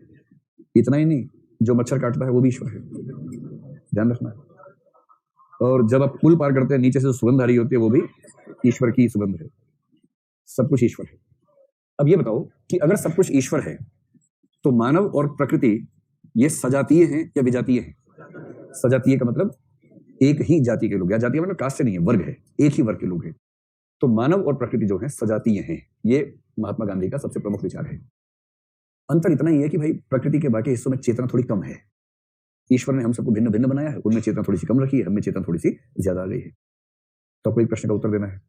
मान लीजिए किसी घर में 3 बच्चे हैं, 4 बच्चे हैं, उन बच्चों में से एक बच्चा दिमागी रूप से उतना अच्छा नहीं है जितने बाकी 3 बच्चे अच्छे हैं। तो क्या उस परिवार के माँ बाप को या बाकी 3 स्वस्थ भाई बहनों को उस चौथे बच्चे को मार देना चाहिए या उसकी बहुत केयर करनी चाहिए? बहुत केयर करनी चाहिए। इस ईश्वर के बच्चों में मनुष्य वो बच्चा है जिसकी क्षमताएं ज्यादा हैं और प्रकृति वो बच्चे हैं जिनकी क्षमताएं कम हैं। तो बड़ा और समर्थ बच्चा होने के नाते मनुष्य की जिम्मेदारी बाकी बच्चों के प्रति क्या बनती है? उन्हें खत्म कर दे या उनका संरक्षण करे? संरक्षण करे। सजाती है, बस ये है कि उनमें थोड़ी सी क्षमताएं कम है, थोड़ी चेतना कम है, और इसलिए मनुष्य की जिम्मेदारी बनती है कि वो प्रकृति का ध्यान रखे। मनुष्य की जिम्मेदारी बनती है कि वो प्रकृति का ध्यान रखे। अब कोई आपसे पूछे प्रकृति का ध्यान कैसे रखना है, तो गांधी जी ने दूसरी बात कही है। इसका एक ही तरीका है कि मनुष्य को अपनी आवश्यकताएं कम से कम रखनी चाहिए। आवश्यकताएं कम से कम रखेंगे क्योंकि हमारी हर आवश्यकता की पूर्ति करने के लिए प्रकृति साधन बनती है, कोई भी आवश्यकता हो। अभी कल परसों मेरे पास एक वीडियो आया, आपके पास भी शायद घूमते हुए आ गया होगा। वो वीडियो ये था कि इस समय दुनिया में जो एक बहुत बड़ी इंडस्ट्री है, टिश्यू पेपर्स की इंडस्ट्री है। आजकल तो आप किसी भी रेस्टोरेंट में जाएंगे, होटल में जाएंगे, हाथ धोएंगे, उसके बाद वहां टिश्यू पेपर टंगे रहते हैं और वहां आदमी एक नहीं खींचता है, 3 खींचता है एक साथ। 3 से फिर तो हल्का सा गया, एक और खींचो, एक दो खींचे, उसके बाद ये डब्बे फेंके। अच्छा, भारत में तो नया ट्रेंड है। पश्चिम के देशों में तो एक कंसेप्ट हुआ करता था भारत में, हैंकी का, रुमाल का। आप में से कितने रुमाल रखते हैं? बस, तो आप समाज के सच्चे सेवक आप लोग हैं। भाई समाज सेवा कई बार ऐसे होती है कि पता भी नहीं चलता। रुमाल रखना आज के जमाने में बहुत बड़ी समाज सेवा है। इसको यूं समझें कि जो रुमाल नहीं रखेगा वो टिश्यू पेपर यूज करेगा। और टिश्यू पेपर में बताया उस वीडियो में, जो विस्तार में सारा कैलकुलेशन करके बताया कि एक टिश्यू पेपर बनाने में 40 गैलन पानी और बहुत सारे पेड़ खर्च हो जाते हैं। एक जो रोल बनता है उसकी बात कर रहे हैं। और उन्होंने कहा कि इस समय जो जल का संकट है और पेड़ों का संकट है, उसकी सबसे बड़ी वजह हो गई है टिश्यू पेपर। अच्छा, वो क्योंकि बहुत ऐसा पेपर है कि जो तुरंत डिजोल्व हो जाना चाहिए, इसलिए उसको बहुत लेवल्स पे उसकी रिफाइन करना पड़ता है, और जितना रिफाइन करते हैं उतने पेड़ों का कंजम्पशन ज्यादा होता जाता है। तो उसने अंत में सुझाव ये दिया, कोई टेक्नोलॉजी वाला व्यक्ति था, उसने वीडियो बना के पोस्ट किया। उसने कहा कि आपको समाज के लिए कुछ करना हो तो कुछ बड़े काम तो कर लीजिएगा जीवन में, जब करना हो अभी इतना कीजिए कि रुमाल रखना शुरू कर दीजिए। बस एक रुमाल रखने से आप दिन भर में कम से कम 8-10 जगह टिश्यू पेपर का मिसयूज नहीं करेंगे। अगर सब इतना भी कर लें, यूरोप के कल्चर में रुमाल का कंसेप्ट ही खत्म हो चुका है, क्योंकि वहां कोई रेस्टोरेंट, कोई ऐसी जगह है ही नहीं जहां टिश्यू पेपर हमेशा उपलब्ध ना होते हो। कंसेप्ट ही नहीं उनके पास, और इसलिए कितने सारे पेड़ खत्म हो जाते होंगे सिर्फ इस एक आदत से। और महात्मा गांधी क्या कह रहे हैं, जरूरतें कम से कम रखो, बस इतना ही करना है। क्योंकि जिस भी जरूरत की पूर्ति होगी उसकी पूर्ति में अंततः साधन बनना पड़ेगा प्रकृति को ही। तो आवश्यकता न्यूनतम, आवश्यकता कम रखने के 2 फायदे और भी हैं, वो फायदे आगे चल के समझेंगे, यहां सिर्फ एक फायदा समझते हैं। और इसी कंटेक्स्ट में गांधी जी ने एक बड़ा प्रसिद्ध वाक्य बोला जिस पर सवाल आ चुका है, जिस पर निबंध भी शायद आ चुका है यूपीएससी में, कि प्रकृति सभी मनुष्यों की सभी आवश्यकताएं पूरी कर सकती है, किंतु एक भी व्यक्ति के लोभ को संतुष्ट नहीं कर सकती है। तो प्रकृति सभी मानवों की सभी जरूरतें पूरी कर सकती है,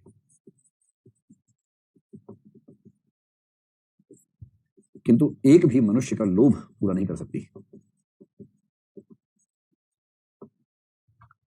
और इसलिए प्रकृति के प्रति हमारी जिम्मेदारी ये बनती है कि हम कम से कम कंजम्पशन करें और प्रकृति को चलने दें। क्या मैं ये कह सकता हूं कि यही विचार आगे चलकर धारणीय विकास का आधार बना?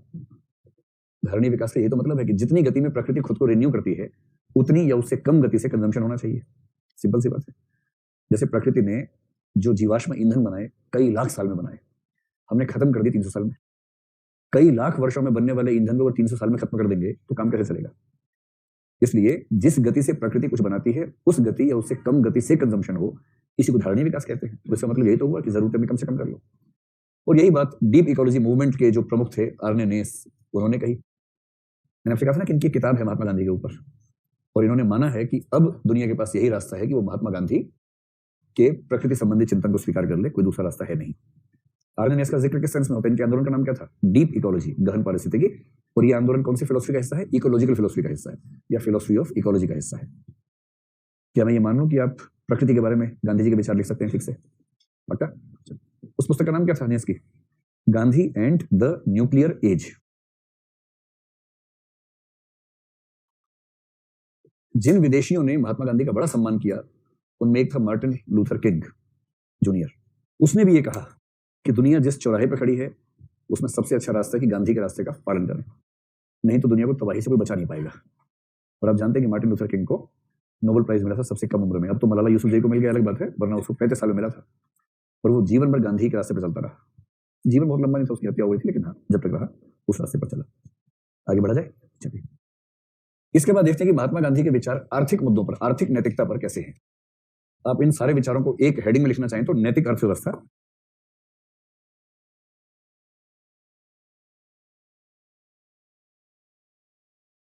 नैतिक अर्थव्यवस्था, एथिकल इकोनॉमी। सबसे पहली बात की महात्मा गांधी की जो नैतिक अर्थव्यवस्था के विचार हैं उन पर प्रभाव किस किस विचारक का आपको पहले ही पता है। जे आर क्या बनेगा इससे? जॉन रॉल्स बनेगा। वाह, गांधी जी 1948 में मर गए। रॉल्स की पहली किताब 1959 में आई, 11 साल बाद। और रॉल्स का प्रभाव महात्मा गांधी पे है। ये कुछ कुछ वैसा है जैसे एक व्यक्ति ने कहा कि मीरा जो है मार्क्सवादी विचारिका थी। कुछ लोग कहते हैं कि मीरा फेमिनिस्ट थी, मीरा मार्क्सिस्ट थी। और एक और परम कोटि के मूर्ख कहते हैं कि कौटिल्य जो है वो भारत का मैकियावली है, और जो कालिदास है वो भारत का शेक्सपियर है। तो काल का सारा कंसेप्ट भंग हो जाता है एकदम। बहरहाल जे आर से क्या बनता है? जॉन रस्किन बनता है। आर देखते रॉल्स तुरंत आप कहना शुरू कर देते हैं, मैं घबरा जाता हूँ। तो मैं भाई पूरे लिख देता हूँ, वरना आप नोट्स में रॉल्स लिख देंगे और फिर दिखाएंगे कि देखो ये पढ़ाया था क्लास में, जॉन रस्किन। अब बताओ जॉन रस्किन की पुस्तक का नाम क्या था? Unto this last. ठीक। इस किताब से प्रभावित होकर गांधी जी का चिंतन हुआ, उस पर उन्होंने पुस्तक लिखी हिंदी में। कौन सी पुस्तक है? हिंद स्वराज।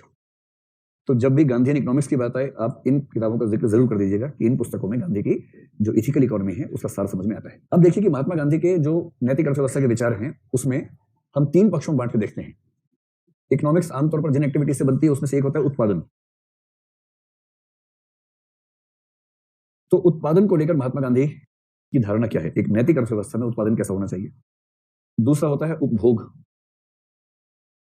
तीसरा होता है वितरण। जो उत्पादित हुआ है, उत्पादित वस्तुओं और सेवाओं और उनके मूल्यों का वितरण कैसे होगा, यह भी इकोनॉमिक्स का एक हिस्सा होता है।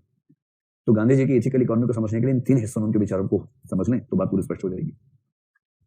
जहां तक उत्पादन है, गांधी जी का सबसे महत्वपूर्ण शब्द यहां पर चलता है स्वधर्म।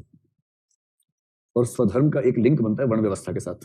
मैं आपको समझाने का प्रयास करता हूं कंसेप्ट क्या है, और तुलना इसमें हमें करनी पड़ेगी कार्ल मार्क्स के साथ। ठीक है।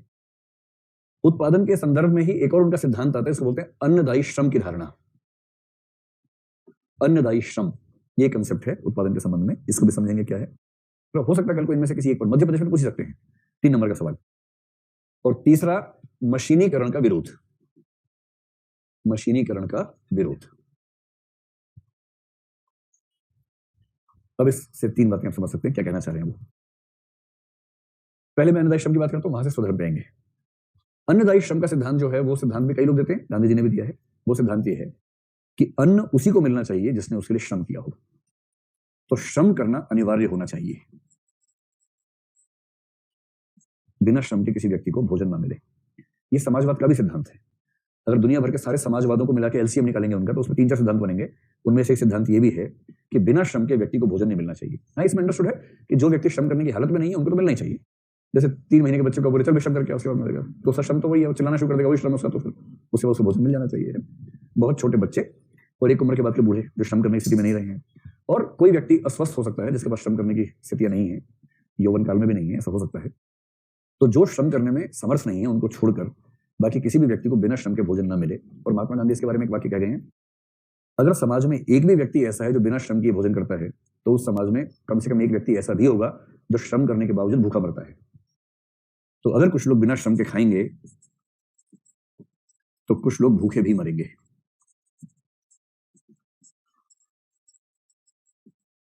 इसलिए बिना श्रम के भोजन की उम्मीद करना बहुत ही बेशर्मी भरा व्यवहार है, इस चीज से बचा जाना चाहिए। तो एक बात स्पष्ट हो गई कि हर व्यक्ति मेहनत करे, मेहनत की कमाई खाए।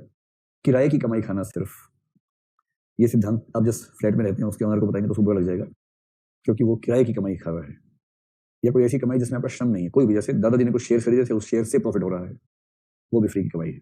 पढ़ाई तो खैर आपके, तो अभी तो आप शिशु लोग हैं, तो इस उम्र में, ब्रह्मचर्य की उम्र में शिक्षा प्राप्त करना ही आपका धर्म है, इसलिए आश्रम व्यवस्था के अनुकूल आप अपने धर्म का पालन कर रहे हैं, तो आपके लिए ठीक है। तो आपको उन बच्चों में काउंट करेंगे जो अभी श्रम करने के लायक नहीं हुए हैं, इसलिए आपके माता पिता श्रम कर रहे हैं, उससे आप आराम से दबा के खाइए, कोई दिक्कत नहीं है, ठीक है। तो पहली बात हो गई अन्नदायी श्रम की धारणा, समझ में आ गया। चलो अब दूसरा हो इस तरफ। अब देखिए थोड़ा सा मार्क्स और उसका अंतर समझते हैं, उससे बात स्पष्ट होगी। मार्क्स है समाजवादी, और समाजवाद में भी कौन सा, साम्यवादी, यानी कि क्रांतिकारी समाजवाद को मानता है। मार्क्स को लगता है कि जब भी उत्पादन होगा तो उत्पादन की प्रक्रिया में कुछ लोग उत्पादन की शक्तियों के मालिक हो जाएंगे, बाकी लोग मजदूर बन जाएंगे। और इसलिए वो कहते हैं कि उत्पादन अनिवार्यतः सार्वजनिक हाथ में होना चाहिए, किसी व्यक्ति विशेष के हाथ में होना ही नहीं चाहिए। अगर उत्पादन प्राइवेट सेक्टर के हाथ में है तो प्राइवेट सेक्टर के हाथ में परिणाम यही होगा कि कुछ लोग मालिक बन जाएंगे और कुछ बेचारे गुलाम बन जाएंगे।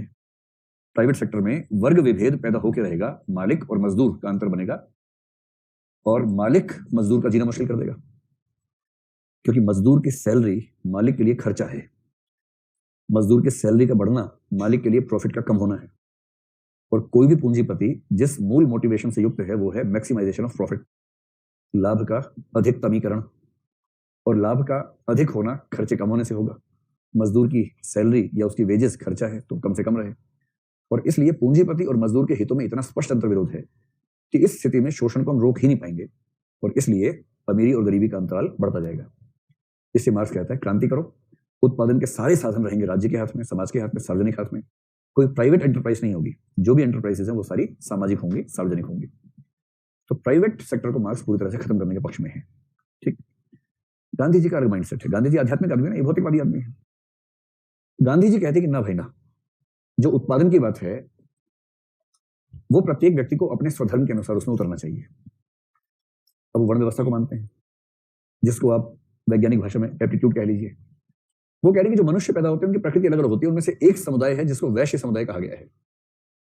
जन्म से है कि कर्म से है उसको भी 2 मिनट में छोड़ दीजिए, क्योंकि गांधी जी जन्म मूलक मानते हैं, बुरी बात है, पर उस कोर आइडिया पर चलने का प्रयास करते हैं कि वो कहना क्या चाह रहे हैं। आपसे मैंने पहले भी एक सवाल पूछा था, फिर आपसे पूछ रहा हूं, आपकी राय में क्या हर व्यक्ति में इक्वल बिजनेस सेंस या स्टार्टअप की सेंस होती है या नहीं होती है? नहीं होती है। और ऐसे कई मूर्ख आपने देखे होंगे जो कई स्टार्टअप कर चुके होंगे, और हर स्टार्टअप 6 महीने बाद एंड अप हो जाता है, और जब वो बना के लाते हैं प्रोजेक्ट रिपोर्ट तो देख के लगता है कि अरे बाप रे बाप, पता नहीं क्या होने वाला है, और 6 महीने 1 साल होते होते सब चौपट हो जाता है। क्योंकि उद्यम की दुनिया उतनी आसान नहीं जितना हम सोचते हैं, जटिल दुनिया होती है, बाजार बहुत क्रूर तरीके से व्यवहार करता है। उन सब व्यवहारों को झेलने की पेशेंस, जोखिम लेने की क्षमता, वो अगर बहुत बड़े पैमाने पर है और आपके पास कुछ नया सच में ऐसा आइडिया है, ऐसी क्षमताएं हैं, ऐसी वस्तु या सेवा का उत्पादन कर सकते हैं जिसकी जरूरत समाज को है, तब भी एक अच्छी खासी पेशेंस, परसेवरेंस होगी, तब तो मामला चलेगा। अगर कोई सोचे कि मैं एक झटके में सब कुछ कर लूं, तो वो बाजार की दुनिया में संभव नहीं होता, और कंपटीशन बहुत टफ होता है, उसमें कब कौन आपको उखाड़ देगा ये खतरा हमेशा बना रहता है। इसलिए उद्यमशीलता जितनी आसान लगती है उतनी आसान नहीं होती है, और गांधी जी स्पष्ट रूप से कह रहे हैं हर व्यक्ति उद्यमी नहीं हो सकता। उद्यमशीलता का गुण किसी किसी व्यक्ति के पास होता है, और जिसके पास होता है उसको वो कहते हैं सामान्यतः वो वैश्य समुदाय के लोग हैं, उनके पास होता है। ये बात 100% गलत भी नहीं है, क्योंकि कोई व्यक्ति उद्यमशील कैसे बनता है उसका एक हिस्सा जेनेटिक मान सकते हैं, और मेरे ख्याल से उद्यमशीलता में जेनेटिक्स का बहुत बड़ा पार्ट तो नहीं होता होगा, कोई ऐसी रॉकेट साइंस थोड़ा है कि उसके लिए कोई बहुत हाई किस्म की जेनेटिक्स चाहिए। होता क्या है कि मुझे जाने कि मेरा एक हॉस्टल मेट, अब तो आईएएस बन गया था उसी समय, वो एक मारवाड़ी परिवार से था। 4-5 दोस्त थे मारवाड़ी परिवार से, सब थे, और सब आईएएस आईपीएस बन गए। उस समय एक दौर था उनका। तो उनमें से एक से मैंने पूछा, वैसी बात चली हॉस्टल में, कहीं प्रेफरेंस क्या रखोगे? तो हम लोग आईएएस वाले थे, आईएएस रखेंगे। उससे मैं आईआरएस रखूंगा। तो हमने कहा क्यों? बोले क्योंकि मारवाड़ी हूं। हम समझ नहीं पाए मारवाड़ी आईआरएस क्या मतलब हुआ। बोला अरे मारवाड़ी को पता है धन की भूमिका क्या है जीवन में, रेवेन्यू सर्विस है। मतलब देश का रेवेन्यू बढ़ाएंगे, लेकिन देश का बढ़ते बढ़ते अपना बढ़ जाए तो क्या दिक्कत है, बढ़ाएंगे, आईआरएस नंबर 1 पे रखेंगे। फिर उसे किसी ने बताया कि आईआरएस नंबर 1 पे कोई रख देता है ना, तो फिर भारत सरकार सुनिश्चित करती है कि सिलेक्शन नहीं हो इसका, तो क्योंकि जो चेहरे पे करप्ट लिखवा के आया है उसको तो इंटरव्यू में धो ही देते हैं। तो उसने बड़ा मजबूर होकर नंबर 1 पे आईएएस लिखा, और भगवान से रात दिन प्रार्थना की, धूप अगरबत्ती, भगवान आईएएस देना मत, रैंक इतना खराब लाना कि आईआरएस ही मिले, बहुत अच्छा रैंक मत लाना भगवान। उसी समय ओबीसी आरक्षण शुरू हुआ, तो वैसा ओबीसी में आते थे, और रैंक आ गया अच्छा। तो IAS में जाके गिरे। मैंने जीवन में एक ही व्यक्ति देखा जो IAS मिलने से दुखी हुआ था, वरना मैंने सबको खुश होते हुए देखा है। वो दुखी हो गया, बोले यार IRS नहीं मिला। वहां जो बोरी भर भर के पीटते वो यहाँ पर नहीं हो पाएगा। हालांकि ये रोचक बात है कि बाद में बहुत शानदार अधिकारी बना और इस समय वो बहुत बढ़िया काम करने वाले अधिकारियों में काउंट होता है, उसका नाम बहुत ज्यादा है। तो उसने एक बात और बताई, जो बात महात्मा गांधी भी करें और जो बात राहुल गांधी के पक्ष में भी जाती है, जो नरेंद्र मोदी के पक्ष में नहीं जाती है बात, वो ये है, जैसे हम कई बार कहते हैं ना कि भाई राजनीतिज्ञ का बेटा राजनीतिज्ञ क्यों बनता है, नेता का बेटा नेता क्यों होना चाहिए। राहुल गांधी वंशवाद, ये बात वो बात, है ना। और भारत में कुछ को छोड़ दें, बाकी सारे के सारे मुख्यमंत्री और लगभग सारे राजनेता उस पारिवारिक पृष्ठभूमि से ही चलते रहते हैं। तो उसका विरोध करना आसान बात है, लेकिन उसके समर्थन में भी एक तर्क है, और वो तर्क महात्मा गांधी की वर्ण व्यवस्था के तर्क से मेल खाता है। वो ये है, तो जैसे कल को आप या मैं सोचे कि हम पॉलिटिक्स में उतर जाएं, ठीक है, मान लीजिए कोई उतर जाए हम में से जिसकी बैकग्राउंड नहीं है, उसने इलेक्शन लड़ा, इतने हजार तरह के झंझट आएंगे जो उसने सोचे भी नहीं होंगे कभी। और मेरे ख्याल से अधिकांश नेता लोग इस प्रोसेस में बर्बाद हो जाते होंगे, संभाल नहीं पाते होंगे। रेयर बात होती है कि कोई संभाले। जैसे अरविंद केजरीवाल जब पहली बार सीएम बना तो रात दिन वो आगे बोलता रहता था, मोदी जी ये सब चलता रहता था। 4-5 साल लग गए उसको ये समझने में कि पॉलिटिक्स किस तरह से की जानी चाहिए, कि काम पे बात करो, न कि केवल विरोध करो। अब इतने 4-5 साल हर व्यक्ति को मिलते भी तो नहीं है ना प्रयोग करने के लिए। लेकिन जो व्यक्ति एक ऐसे परिवार में पैदा हुआ जिसने बचपन से पॉलिटिक्स को देखा है, जो इंदिरा गांधी की गोदी में बैठ के गीला करता हो, तो समझ रहे हैं उसकी हैसियत सोचिए राहुल गांधी की। और कैबिनेट मिनिस्टर और राष्ट्रपति से चिकोटी काटते हो बचपन में। राष्ट्रपति वो बॉल बैट से बॉल मारा, राष्ट्रपति भाग रहे बॉल लाने के लिए कि लो बेबी लो, फिर राष्ट्रपति भागे बॉल लाने के लिए। जो इस माहौल में रहा होगा, जिसके घर में बातें क्या होती होंगी कि पापा कह रहे हैं कि ऐसा करो कर्नाटक में राष्ट्रपति शासन लगा दो। यार कहाँ क्या लगा दो, कर्नाटक में राष्ट्रपति शासन लगा दो। इसे बचपन में सुन लिया 6 से लगाते हैं, ठीक है। ऐसी बातें सुनते सुनते बड़ा हो रहा है। उसका तनाव, पापा पीएम है, पापा बैठे हैं, 3 मंत्री बैठे हैं, बच्चा खेलते हुए चला गया। और बात चल रही है कि श्रीलंका में ऐसी स्थिति हो गई, IP की भेजनी पड़ेगी वहां पर। तो बच्चा बैठ के सुन रहा है कि अच्छा भेजो पापा, बढ़िया भेज दो। अब इसकी जो ट्रेनिंग है, ट्रेनिंग का जो लेवल है, ये जब पॉलिटिक्स में आएगा तो संभावना, गारंटी नहीं है, राहुल गांधी ने साबित किया गारंटी नहीं होती है। इस बात की प्रबल संभावना है कि ये व्यक्ति बाकियों की तुलना में ज्यादा जल्दी चीजों को सीख लेगा, क्योंकि इसने बचपन से सीखा है। तो मेरे उस दोस्त ने उस समय बड़ी अच्छी बात बताई थी, वो CA भी था, वो चार्टर्ड अकाउंटेंट था, बाद में IAS बना। तो मैंने कहा CA क्यों बनेगा, IAS बना? बोला कि Marwaris are born half CAs। Marwari पैदा होते ही आधा CA हो जाता है, बाकी केवल एग्जाम पास करने होते हैं, वो हम कर लेते हैं। तो तब तो मैंने इसको मजाक समझा, लेकिन अब लगता है वो ठीक कह रहा था। क्योंकि जिस घर में रात दिन बात इस तरह की होती होगी कि अरे इतनी पेटी आई है, ये पेटी वहां लगा दो, इतना ब्याज मिल रहा है वहां लगा दो, यहाँ से हटा दो वहां लगा दो, ये पैसा इधर करना है, ये पैसा बाहर करना है, हुंडी चेक, पता नहीं क्या क्या सारे शब्द सुनता होगा। आपने हवाला पहली बार GS में पढ़ा होगा, वो 8 साल की उम्र से हवाला करते हैं। मनी लॉन्ड्रिंग आप पढ़ते हैं, एक्ट, फेरा फेमा पढ़ते हैं, वो सब काम करके बड़े हुए हैं। तो उनकी जो ट्रेनिंग का लेवल है वो लेवल अलग हो जाता है। और महात्मा गांधी इस बात को बड़ी शिद्दत से मानते हैं कि वर्ण व्यवस्था की सबसे अच्छी बात है कि अपने प्रोफेशन की ट्रेनिंग बचपन से मिलती रहती है। और जब तक आप युवा होंगे तब तक जाने अनजाने में ही इतने ट्रेंड हो जाएंगे कि एक व्यवसाय आपके लिए तैयार हो जाता है। और जब एक ऑटोमेटेड सिस्टम ऑफ ट्रेनिंग घर के अंदर मिल सकता है तो फिर हम क्यों अलग से उसका प्रयास करें, अलग से व्यवस्था करें।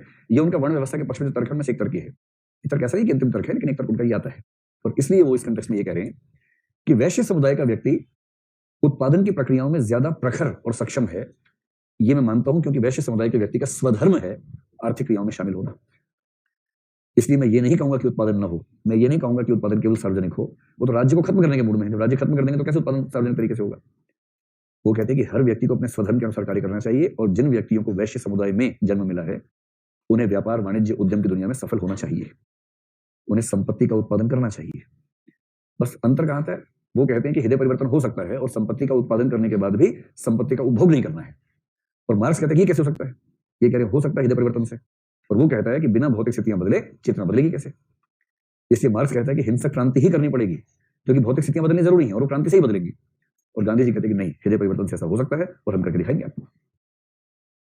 तीसरी बात है मशीनीकरण का विरोध। गांधी जी मशीनों के बहुत समर्थन में वैसे भी नहीं थे। हालांकि उनका तर्क यह था कि भारत एक जनसंख्या बहुल देश है, और जिस देश में जनसंख्या ज्यादा हो, सबको काम देना है, तो बेहतर है कि हम हाथ से होने वाले काम पर बल दें, प्रोडक्शन बाई मासेस पर बल दें, ना कि मास प्रोडक्शन पर बल दें। तो जनसंख्या ज्यादा है, सबको चाहिए काम, इसलिए बेहतर है कि मशीनों के स्थान पर हाथ से काम करें। अब जैसे वस्त्र भी हैं तो हथकरघा की बात करते हैं, खुद भी सूत काटते थे, चाहते हैं कि सब लोग ये काम करें, अपना काम खुद कर लें, क्या जरूरत है कि फैक्ट्री में बने। तो हर व्यक्ति की जरूरतें कम है, जरूरत पूरा करने के लायक अपने स्तर पर हो जाएगा। वो ग्रामीण अर्थव्यवस्था के बहुत बड़े समर्थक हैं। उनका मानना है कि हर गांव अपने आप में स्वावलंबी होना चाहिए, गांव के लोगों की आपसी जरूरतें एक दूसरे से पूरी हो जाएं। एक कुम्हार है, वो घड़ा सुराही वो सब बना दे सबके लिए। दूसरा व्यक्ति खेती कर रहा है तो वो अन्न सबके लिए उपजा दे। एक नाई है, वो उस तरह लेके घूमे जहां वो मिले, उसका जिसको जरूरत है बाल कटवाने की उसके बाल काट दे। जैसे जजमानी सिस्टम में होता था, जैसे वर्ण व्यवस्था में होता था, उस तरह से रूरल डोमेस्टिक इकोनॉमी चलती रहे, रूरल लोकलाइज इकोनॉमी चलती रहे। ये उनके हिसाब से एक नैतिक अर्थव्यवस्था का डिजाइन है। समझ में आई बात? उपभोग कैसे करना है, तो उनका सिंपल सा प्रिंसिपल है कि उपभोग कम से कम होना चाहिए, और उपभोग कम से कम होना चाहिए, ये मूल्य आ रहा है अपरिग्रह से।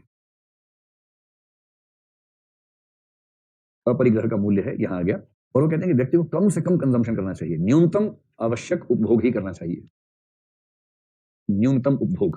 इसलिए आप देखेंगे महात्मा गांधी के जीवन में बहुत कम संसाधन खर्च करते थे वो। उनके ऐसे ऐसे प्रयोग हैं कि एक प्रसिद्ध जिक्र मिलता है, कहीं से कोई पत्र आया, बहुत खराब सा पत्र था, वो आलोचना का, एकदम बेकार पत्र था।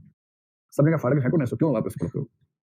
तो उतने समझदार थे, पत्र खोला, उसमें ऑल पेन थी, ऑल पेन निकाल ली, पत्र फेंक दिया कि इसमें यही काम का था, उसका यूज तो होना ही चाहिए, उसका मिसयूज क्यों करेंगे भाई, ऑल पेन तो यूज करेंगे करेंगे। तो संसाधनों का एकदम अनुकूलतम उपयोग। और बेसिकली वो खुद एक वैश्य परिवार से थे। गांधी का मतलब जो गंध बेचने के व्यवसाय में हो, जो गंधिक लोग हों, परफ्यूम्स का प्रोडक्शन और सेल्स करते हों, उस परिवार से थे, और उस बैकग्राउंड से थे। उनका परिवार वो काम नहीं करता था, लेकिन उस बैकग्राउंड से थे। इससे लोग मानते हैं कि वो इस बात को ज्यादा अच्छे समझते थे। न्यूनतम उपभोग करने के 3 फायदे होते हैं। पहला फायदा होता है चरित्र का विकास।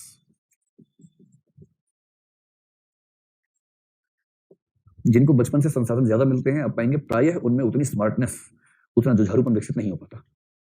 आपके साथ आज से 10-15 साल बाद एक ऐसी स्थिति आने वाली है जो सबके साथ आती है पहली पीढ़ी में, वो ये आने वाली है, जैसे मेरा अनुमान है कि आप में से लगभग सब लोग ऐसे परिवार से हैं जहां पेरेंट्स ने आपकी हेल्प की है, किंतु बहुत वो ऐसे नहीं है कि आपके लिए कुछ भी कर देंगे, अंबानी टाइप का मामला होगा, ऐसा नहीं होगा, स्ट्रगल करके आपकी मदद करते होंगे। तो आपने भी स्ट्रगल ठीक ठाक की ही होगी, या आपके पेरेंट्स ने आपसे ज्यादा की होगी, लेकिन आप भी स्ट्रगल कर रहे होंगे। फाइनेंशियल स्ट्रगल्स थोड़ी बहुत रहती होंगी जीवन में, आमतौर पर ऐसा जीवन देखा होगा आपने। इन फाइनेंशियल स्ट्रगल्स के बावजूद आपने ठीक ठाक व्यक्तित्व बना लिया, अच्छी खासी पढ़ाई कर ली, और संभवतः किसी न किसी अच्छी नौकरी में सफल हो भी जाएंगे। और जिस दिन आप किसी नौकरी में आएंगे, आप हो जाएंगे राजपत्रित अधिकारी भारत सरकार के या राज्य सरकार के, और आपके पास स्थितियां ऐसी होंगी कि आपके बच्चों को स्ट्रगल देखनी नहीं पड़ेगी, और आप इंश्योर करेंगे कि आपके बच्चों को सबसे शानदार स्कूल मिले अपने जिले का। कौन से माध्यम वाला, हिंदी अंग्रेजी? अंग्रेजी, कहने की बात ही नहीं है। तो एक तो जो आपका हाल होने वाला है, आपके बच्चे आपका सम्मान नहीं करेंगे, क्योंकि वो अंग्रेजी में आपसे बात करेंगे, आप बोल नहीं पाएंगे, कहेंगे कैसे पेरेंट्स हैं हिंदी मीडियम टाइप के, इंग्लिश नहीं आती इनको। तो एक तो ये झेलना ही पड़ेगा, पहला तो ये है। दूसरा, ये तो आपको झेलना पड़ेगा बच्चों के मुंह से, वो आपको आपका बार बार अपमान करेंगे ये बोल बोल के, और फिर आप कहेंगे तो जो इंग्लिश बोल रहा है ना बेटा, उसी वजह से बोल रहे हैं कि फीस हम पे करते हैं। बोलेगा माई फुट करता तो कर, फीस पे करता है, खुद क्यों नहीं सीख इंग्लिश? तो एक तो ये झेलना पड़ेगा, जैसे आपके पेरेंट्स आपको झेलते होंगे, ऐसे आप भी तो झेलेंगे, अगली पीढ़ी को झेलना पड़ेगा। सेकंड, दूसरा जो दर्द होने वाला है वो ये, आपके मुंह से ये वाक्य कभी ना कभी जरूर निकलेगा, आज से 15 साल बाद नोट कर लीजिए इस चीज को। आप अपने बच्चों से कहेंगे कि बेटा जानते हो हम कैसी स्थिति में रहते थे? हर बुढ़ा जवान बच्चे से कहता है, छोटे बच्चे से, हर बुढ़ा हर बुढ़ी ऐसे बोलते हैं। और सबके पापा साइकिल से नदी पार करके स्कूल जाते थे, पता नहीं कौन सारे स्कूल नदी के पारी क्यों होते थे। हर बाप बोलता है कि स्कूल नदी के उधर था, जब सारे स्कूल वही थे, सारे घर यहाँ क्यों थे, फिर या तो स्कूल ही बनाए थे। हर बच्चे का बाप बोलता है नदी थी, तैर के जाना पड़ता था, नाव भी नहीं होती थी, जाते थे, फिर धूप में चलते हुए सूख जाते थे स्कूल तक, फिर स्कूल में पढ़ते थे, फिर लौट के नदी पार करते थे। ऐसे पढ़े हम लोग। और उसका अगला वाक्य, और ये देखो इन्हें सारी सुविधाएं हैं, स्कूल जाएंगे बस से, एसी बस से जाएंगे, स्कूल में ये सुविधा वो सुविधा, उसके बाद भी नालायक है। आपने ऐसे वाक्य सुने हैं ना अपने पेरेंट्स से?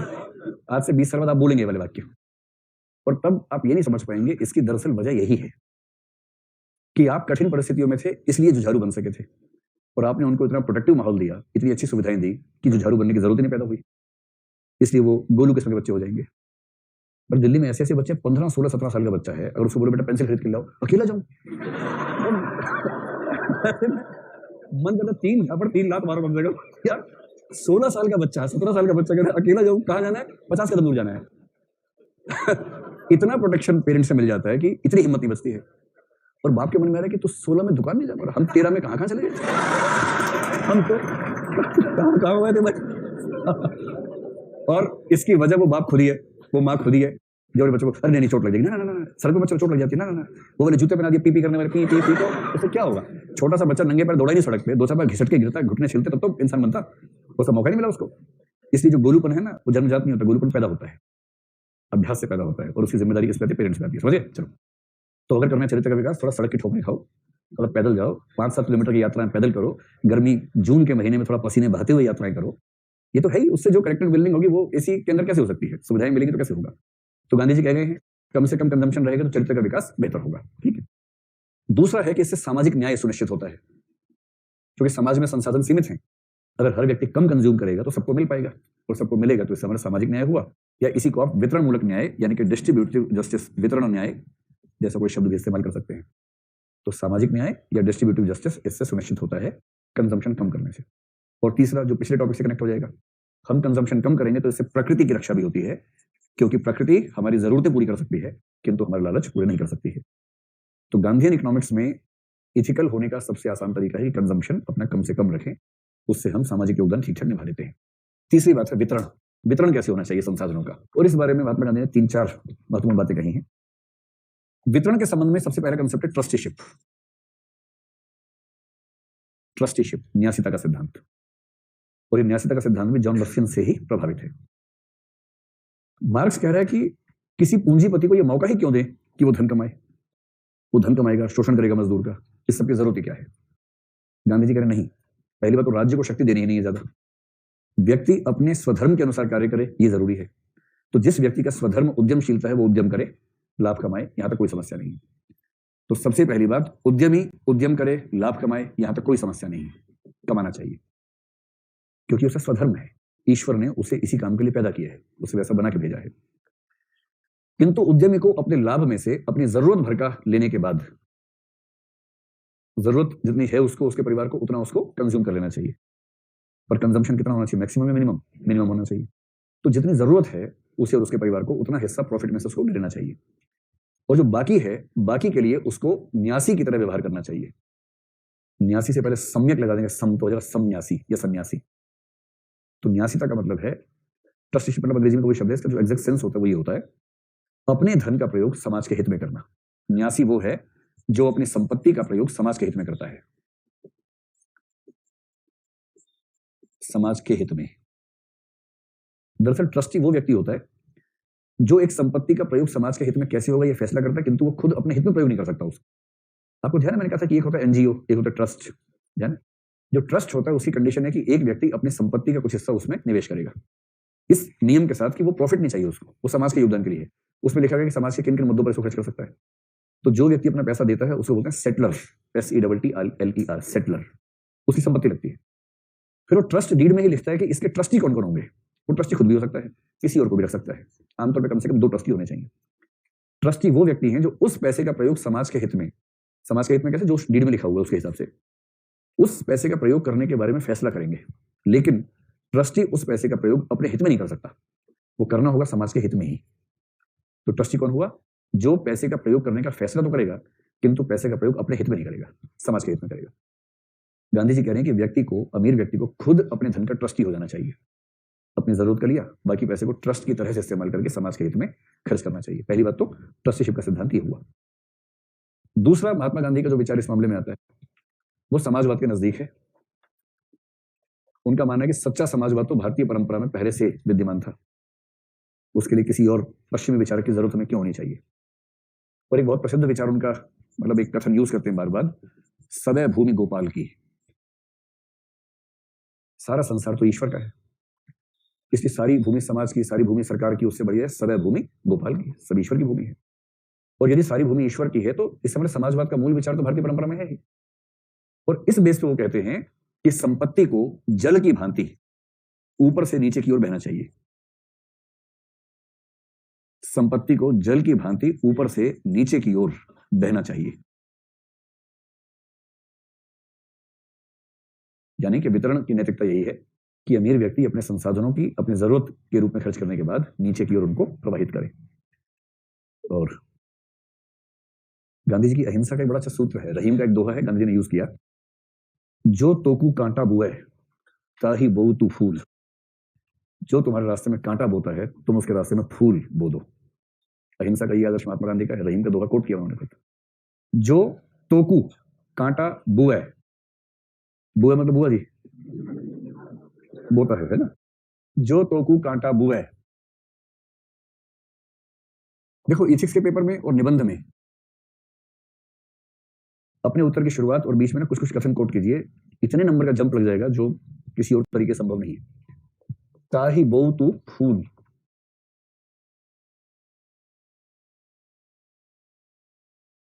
जो तोकू कांटा बोए ताही बोऊ तू फूल। तो जो तुम्हारे रास्ते में कांटा बोता है तुम उसके रास्ते में फूल बो दो, ठीक है। या उसकी माला पे फूल की माला टांग दो उसकी मूर्ति पे। इसका मतलब ये तो नहीं कि उसकी तस्वीर पे फूल की माला ही टांग दो पूरी की पूरी, क्योंकि उसने कांटा बोआ था। ये कह रही कि संपत्ति ऊपर से नीचे की ओर बहने का मतलब यही तो हुआ कि हमने ऊपर के वर्ग को ऊपर ही रखा, नीचे वाले को नीचे ही रखा, क्योंकि ऊपर से नीचे बह रही है। तो ये भी ज्यादा बह गई तो ऊपर नीचे आ जाएगा, नीचे वाला ऊपर चला जाएगा। देखो सिंपल सी बात है, अगर कोई व्यक्ति बहुत दयालु है, उदार है, बांटता है अपनी संपदा को, तो वहीं तक बांटेगा जहां तक 51% उसके पास रहे, क्योंकि उससे ज्यादा बांटता ही फिर वो नीचे मांगने वालों में खड़ा हो जाएगा और कोई दूसरा बांटेगा। ये तो होगा ही, इतना तो ध्यान रखेंगे सब लोग, इसमें क्या दिक्कत है। अंतिम विचार वितरण के बारे में ये है जो मैंने पहले कहा कि इसमें कार्ल मार्क्स और जॉन रस्किन और महात्मा गांधी एक ही बिंदु पर खड़े हैं। और वो ये है, देखिए कार्ल मार्क्स ने एक नियम का बहुत विरोध किया, उस नियम को बोलते हैं डिमांड सप्लाई का नियम। अगर कोई आपसे पूछे डिमांड सप्लाई का नियम किस व्यक्ति ने बहुत महाकाव्यात्मक तरीके से पेश किया था, उसका नाम क्या था? अच्छा मैं ऑप्शन दूं, एक एडम गिलक्राइस्ट, दूसरा एडम स्मिथ। क्या बात है, गजब, आप लोग कितनी खतरनाक तरीके से पकड़ लेते हैं। Adam Smith. तो एडम स्मिथ ने कहा, एडम स्मिथ के बारे में बहुत प्रसिद्ध कहानी है कि वो हर चीज का समाधान डिमांड सप्लाई से कर देता था। और वो कहानी आपने सुनी होगी उसके बारे में, प्रसिद्ध कहानी है कि उसके पास एक तोता था, पोपट था। सच में ये कहानी है, अगर आप नहीं बोलते तो मैं बोलता, बस पोपट नहीं मैं तोता बोलता उसको, लेकिन आपने नाम अच्छा सुझा दिया तो मैं बोल रहा हूँ। तो बहुत मजेदार कहानी है कि जब भी कोई उसके पास आता था ना, बिजी रहता था बेचारा पढ़ने लिखने में, इतने लोग पूछने आते थे, तबाह हो जाता था। अंत में उसने एक बात कहना शुरू कर दिया, बाहर लिख दिया कि अगर आपको इकोनॉमिक्स की कोई प्रॉब्लम समझ में नहीं आ रही है तो मुझसे मिलने से पहले मेरे तोते से बात कर लें, वो समाधान कर देगा आपकी समस्या का। इससे लोग हर्ट हो जाते थे कि यार कैसी बात कर रहा है, दिख रहा है हम इतने बड़े इकोनॉमिस्ट हैं, आरबीआई के गवर्नर हैं, तोते से बात करने के लिए आएंगे, मैडम स्मिथ से बात करना चाहते हैं। तो बोलता था कि मैं आपसे बात कर लूंगा, लेकिन आप प्राइमरी राउंड में उससे बात कर लीजिए, हो सकता है कि आपकी समस्या कुछ कम हो जाए। और लगभग हर मामले में तोते से बात होने के बाद लोग गदगद हो जाते थे, समाधान हो जाता था। क्या बात है, बड़ा ज्ञानी तोता है। तो आप कितनी जिज्ञासा से भरी है इसमें, आपको लग रहा है तोता कैसे बताता था, बता रहा हूँ। तो उस तोते को 3 ही शब्द आते थे, डिमांड एंड सप्लाई। एंड भी था ना, 3 थे ना, डिमांड एंड सप्लाई, 3 शब्द भाई।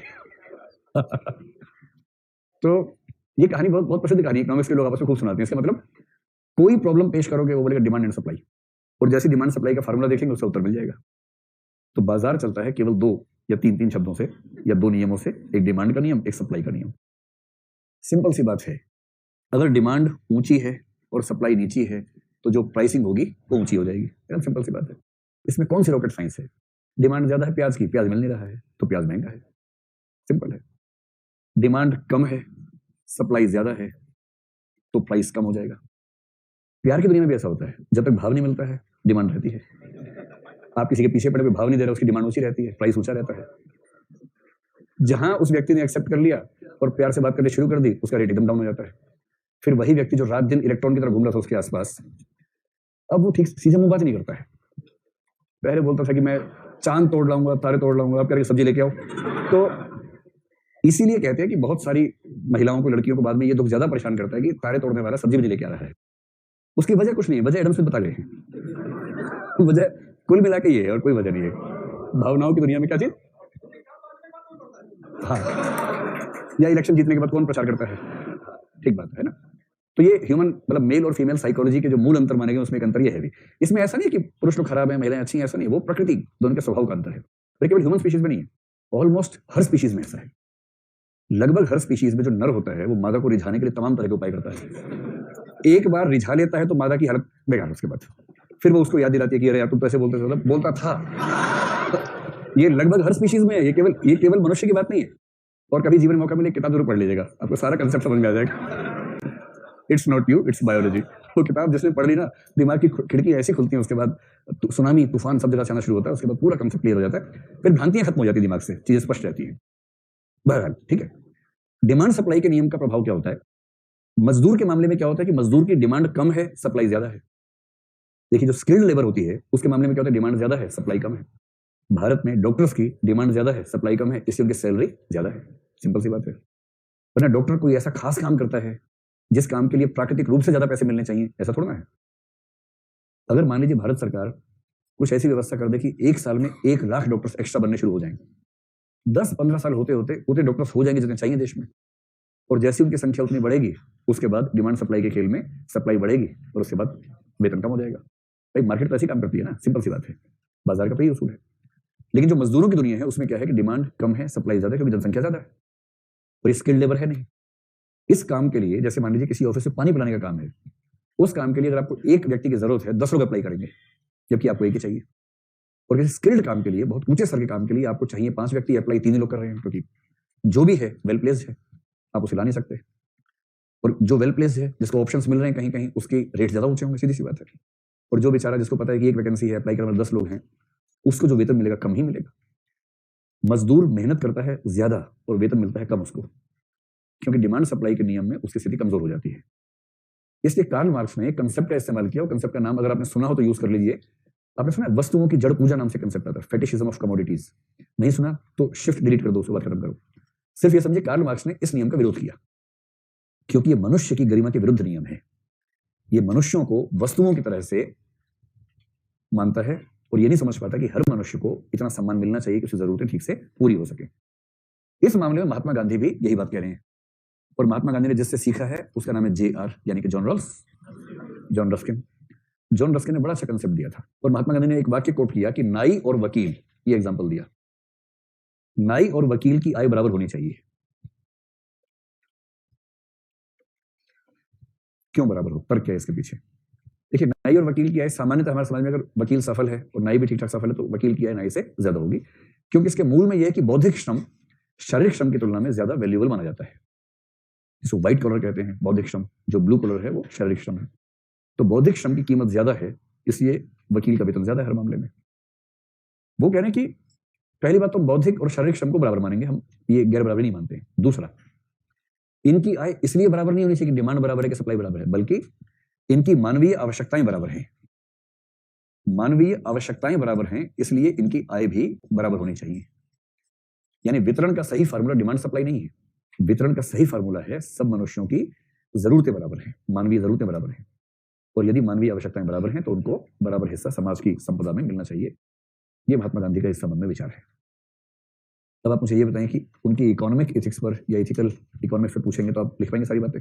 तो मूल रूप से इन 3 सिद्धांतों में सारी की सारी बातें उत्पादन, उपभोग और वितरण में स्पष्ट कर सकते हैं। उनके 2 कथन मैं आपको लिखवा रहा हूं, कहीं कोट कर दीजिएगा, लिखिए, कथन लिखिए। अच्छा, वितरण की बात करते हुए अंत्योदय शब्द का इस्तेमाल कर दीजिएगा, सर्वोदय और अंत्योदय। ऐसी इकोनॉमिक्स जिसमें प्रत्येक व्यक्ति अंतिम व्यक्ति तक के उदय की बात हो, ऐसी इकोनॉमिक्स चाहिए, वितरण ऐसा होना चाहिए। जी, पहला तर्क नाई वकील वाले मामले में, नाई और वकील की आय इसलिए बराबर होनी चाहिए कि उनकी मानवीय आवश्यकताएं बराबर हैं। उनमें अंतर इस बेस पर करना कि उनकी क्षमताओं में अंतर है या मांग पूर्ति में अंतर है, ये गलत बात है, क्योंकि दोनों मनुष्य हैं और मनुष्य होने के नाते मानवीय जरूरतें बराबर हैं, इसलिए उनकी आय बराबर होनी चाहिए। यानी आय का फैसला मानवीय जरूरतों से होना चाहिए, न कि क्षमताओं या बाजार की स्थिति से होना चाहिए, ये कहना चाह रहे हैं। 2 कथन लिखिए इनके। पहला लिखिए, ये उस पॉइंट पे है कि हमारी इच्छाएं कम से कम हो, कंजम्पशन कम से कम हो, उसके बारे में। भौतिक इच्छाओं को बढ़ाने, भौतिक इच्छाओं को बढ़ाने और उनकी तृप्ति के लिए, और उनकी तृप्ति के लिए धरती का कोना कोना छान मारने की, धरती का कोना कोना छान मारने की जो अंधी दौड़ चल रही है, जो अंधी दौड़ चल रही है, कौमा, वह मुझे बिल्कुल पसंद नहीं है, वह मुझे बिल्कुल पसंद नहीं है। यदि आधुनिक सभ्यता के यही लक्षण हैं, यदि आधुनिक सभ्यता के यही लक्षण हैं, तो मैं इसे शैतानी सभ्यता कहता हूं, तो मैं इसे शैतानी सभ्यता कहता हूं। दूसरा अंत्योदय के पक्ष में कथन है, और ये वही है जो एनसीईआरटी की पुस्तक में लिखा होता है पहले पेज पे। तुमने जो सबसे गरीब और सबसे कमजोर आदमी देखा है, तुमने जो सबसे गरीब और सबसे कमजोर आदमी देखा है, उसका ध्यान करो और फिर अपने दिल से पूछो, और फिर अपने दिल से पूछो कि तुम जो कदम उठाना चाहते हो, कि तुम जो कदम उठाना चाहते हो, कौमा, क्या उससे उस आदमी को कोई फायदा होगा? क्या उससे उस आदमी को कोई फायदा होगा?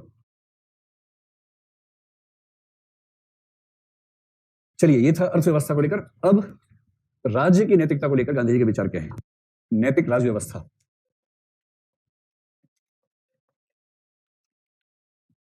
स्टेट को लेकर गांधी जी के थॉट्स क्या थे?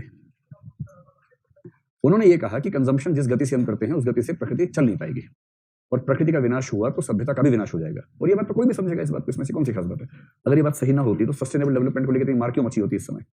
ओजोन लेयर का छिद्र गांधी जी ने देखा तो नहीं था अपने जमाने में, और जिस और संकेत किया था वो संकेत तो वही था। अब ओजोन में छेद हुआ तो सारे देश एक हो गए कि बचाओ बचाओ बचाओ। मॉरिशस की जगह अमेरिका डूब रहा होता, फिर देखते भी क्या होता। डूब रहा है मॉरिशस, डूब रहा है फिजी, उनकी औकात नहीं है। मालदीव डूब रहा है, उसकी औकात नहीं है। अगर अमेरिका समुद्र के बीच में टापू पे होता और वो डूब रहा होता, फिर देखिए प्रकृति ठीक हो जाती है। अभी खेल तो ताकत का है ना इंटरनेशनल पॉलिटिक्स में। और ये भी है कि इस बीच में जब तक हमारा तेल और ये सब जीवाश्म ईंधन खत्म होंगे तब तक हमारे पास रिन्यूएबल सोर्सेस आ जाएंगे, ठीक बात है, और बच जाएंगे। अगर वो नहीं आ पाते फिर तो मामला खत्म ही हो जाता। तो बचने का उपाय तो कम से कम है ही मनुष्य के पास। महात्मा गांधी का जो पॉलिटिकल थॉट्स हैं, राजनीतिक विचार हैं, उसमें दो बातें हैं। पहली बात यह है कि महात्मा गांधी अराजकतावादी विचारक हैं। अराजकतावादी है क्योंकि अराजकतावादी शब्द से सेंस थोड़ी खराब से निकलती है। आप चाहें तो अराज्यवादी भी कह सकते हैं। ये शब्द मैंने कहीं पढ़ा नहीं है, मैं ये शब्द बना रहा हूं आपके सामने, जो मुझे लग रहा है कि सुनने में समझना आसान है। अराज्यवादी जो शब्द प्रचलित है पुस्तकों में है वो अराजकतावाद ही है। और अराजकतावादी के लिए अनार्किस्ट शब्द है, और अराजकतावाद अगर कर लें, सिद्धांत का नाम कर लें, तो इसका शब्द है अनार्किज्म। ANARCHISM, anarchism. ठीक है, तो पहले तो हम ये समझते हैं कि ये विचार क्या है, गांधी जी से समर्थक क्यों है, इस तरह की बातें। तो राज्य व्यवस्था के बारे में ध्यान रखना, उनका पहला विचार है अराजकतावाद। दूसरा विचार है कि जब तक अराजकतावाद नहीं होता है तब तक हम क्या करें, वो हम बाद में समझेंगे, पहले उनका आदर्श समझते हैं। तो आदर्श उनका जो है राज्य व्यवस्था के संबंध में, वो है अराजकतावाद। कुछ लोग ऐसा मानते हैं कि जब गांधी जी राम राज्य कहते हैं, इसका दरअसल मतलब है जहां राज्य होगा ही नहीं। राम राज्य का मतलब राज्य के न होने से है। तो सबसे पहली बात है अराजकतावाद क्या है, फिर ये कि उसके प्रकार कौन कौन से हैं और गांधी जी कौन से प्रकार को मानते हैं। तीसरी बात है कि अराजकतावाद का जो तर्क है वो उनके पास क्या है, राज्य का विरोध क्यों करते हैं, मतलब विरोध क्यों करते हैं। तर्क में दो तीन चीजों का तर्क लेंगे। पहले ये समझेंगे क्या है। क्या है का सिंपल सा मतलब है कि कुछ लोग मानते हैं कि राज्य बुरा है, और कुछ मानते हैं कि राज्य गैर जरूरी है। कुछ दोनों चीजें मानते हैं कि बुरा भी है, गैर जरूरी भी है। तो जो दार्शनिक या विचारक मानता हो कि राज्य बुरा या गैर जरूरी है और इसलिए राज्य को नहीं होना चाहिए, राज्य का अस्तित्व ही समाप्त हो जाना चाहिए, उसे बोलते हैं अराजकतावादी। तो राज्य के खत्म होने का मतलब ना कोई पीएम होगा, ना कोई सीएम होगा, ना कोई डीएम होगा, ना सिविल सेवा परीक्षा होगी, ना प्रीलिम्स होगा, ना मेंस होगा, क्योंकि राज्य ही नहीं होगा। ना इलेक्शन होगा, ना सिलेक्शन होगा। राज्य के न होने का यह मतलब होता है ना सुप्रीम कोर्ट, ना हाई कोर्ट, ना लोअर कोर्ट, ना पुलिस, ना सेना, ना सिविल सेवक। समझ रहे हैं राज्य के न होने का क्या मतलब हुआ? राज्य के न होने का मतलब हुआ कि स्टेट का जो पूरा ऑपरेटस है, विधायिका, कार्यपालिका, न्यायपालिका, ये सारा का सारा सिस्टम नहीं होना चाहिए। इसको बोलते हैं अराजकतावाद। बात समझ में आई? फिर अराजकतावाद को मानने वालों के जो प्रकार हैं उसमें बहुत सारे प्रकार हैं। मुख्य दो प्रकार हैं। कुछ लोग हैं जिनको बोलते हैं क्रांतिकारी अराजकतावादी, और कुछ कहलाते हैं प्रशांत अराजकतावादी। प्रशांत के लिए अंग्रेजी में शब्द है पैसिफिक, और क्रांतिकारी के लिए है रिवोल्यूशनरी। रिवोल्यूशनरी अनार्किज्म और पैसिफिक अनार्किज्म। तो जो व्यक्ति कहे कौन कौन से प्रकार है, पहला क्रांतिकारी या रिवोल्यूशनरी, दूसरा प्रशांत या पैसिफिक, पैसिफिक अनार्किज्म या प्रशांत अराजकतावाद। और जो पहला है वो कौन सा है, क्रांतिकारी अराजकतावाद या रिवोल्यूशनरी अनार्किज्म। ठीक है, अब लिख पा रहे हैं? क्योंकि बोर्ड पे जिस तरह से देख रहे हैं लग रहा है कि आप परेशान है, कौन सा कॉकरोच लिखना है इनमें से। आज मुझे एक तथ्य पता लगा है, चॉकलेट खाते हो आप लोग? कितने लोग खाते हैं चॉकलेट?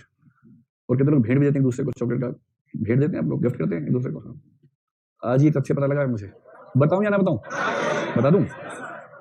तथ्य ये पता लगा कि जो FDA नाम की संस्था है, ये अमेरिकन संस्था है जो वहां के सारे के सारे फूड का एडमिनिस्ट्रेशन करती है। मेरे ख्याल से फूड एंड ड्रग्स एडमिनिस्ट्रेशन होगा इसका नाम पूरा। इस संस्था के जो नियम है उनके तहत चॉकलेट में 4% कॉकरोच अलाउड है।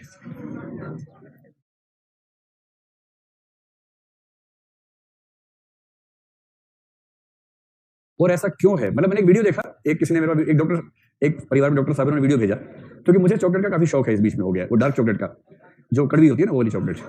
तो आप सबसे मिलने के बाद कड़वा ही समझ में आता है, मुझे मीठा समझ में नहीं आता है, तो फिर मैं वही खाता हूँ। कि चॉकलेट बनती है कोकोआ प्लांट से। तो जब कोकोआ प्लांट होता है तो उसको फर्मेंटेशन के प्रोसेस से गुजरना पड़ता है। जब फर्मेंटेशन होता है उसमें से बहुत खतरनाक स्मेल निकलती है, वो स्मेल मनुष्य को खराब लगती है, पर कॉकरोच उस स्मेल को सुन के पागल हो जाते हैं। तो जिन कुओं में फर्मेंटेशन चलता है, बहुत सारे कॉकरोच स्मेल से पागल होकर अंदर गिर जाते हैं। कोकोआ का रंग और कॉकरोच का रंग एक जैसा होता है। तो चॉकलेट मैन्युफैक्चरर्स ने अमेरिकी सरकार से निवेदन किया कि भाई देखो, हम कितना भी प्रोसेस अच्छा कर लें, पूरी तरह से अलग नहीं कर सकते। तो अंत में एफडीए ने रूल्स में लिखा कि 4% तक अलाउड है।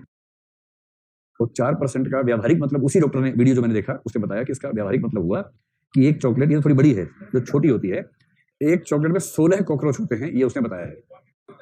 हाँ, उसमें भी हो सकता है। तो जब जब आप चॉकलेट खाएं और कहें कि मैं शाकाहारी हूं, तो ध्यान रखिएगा कि एक चॉकलेट की बाइट ली, 2 कॉकरोच चले गए, कुल 16 है। तो एक चॉकलेट में देखिए, अराजकतावाद 2 प्रकार का है। कुछ लोग कहते हैं कि हमें क्रांति करनी चाहिए, हिंसा करनी चाहिए, राज्य को समाप्त कर देना चाहिए। वो कह रहे थे क्रांतिकारी अराजकतावादी, जैसे केएम क्योड़ीमल, कार्ल मार्क्स, है ना, जैसे कार्ल मार्क्स। असल में डीयू में केएम कॉलेज है ना, तो उसको क्योड़ीमल कॉलेज कहते हैं। आप में से डीयू से कोई है क्या? अच्छा, डीयू से बड़े लोग हैं, गुड। कौन से कॉलेज से?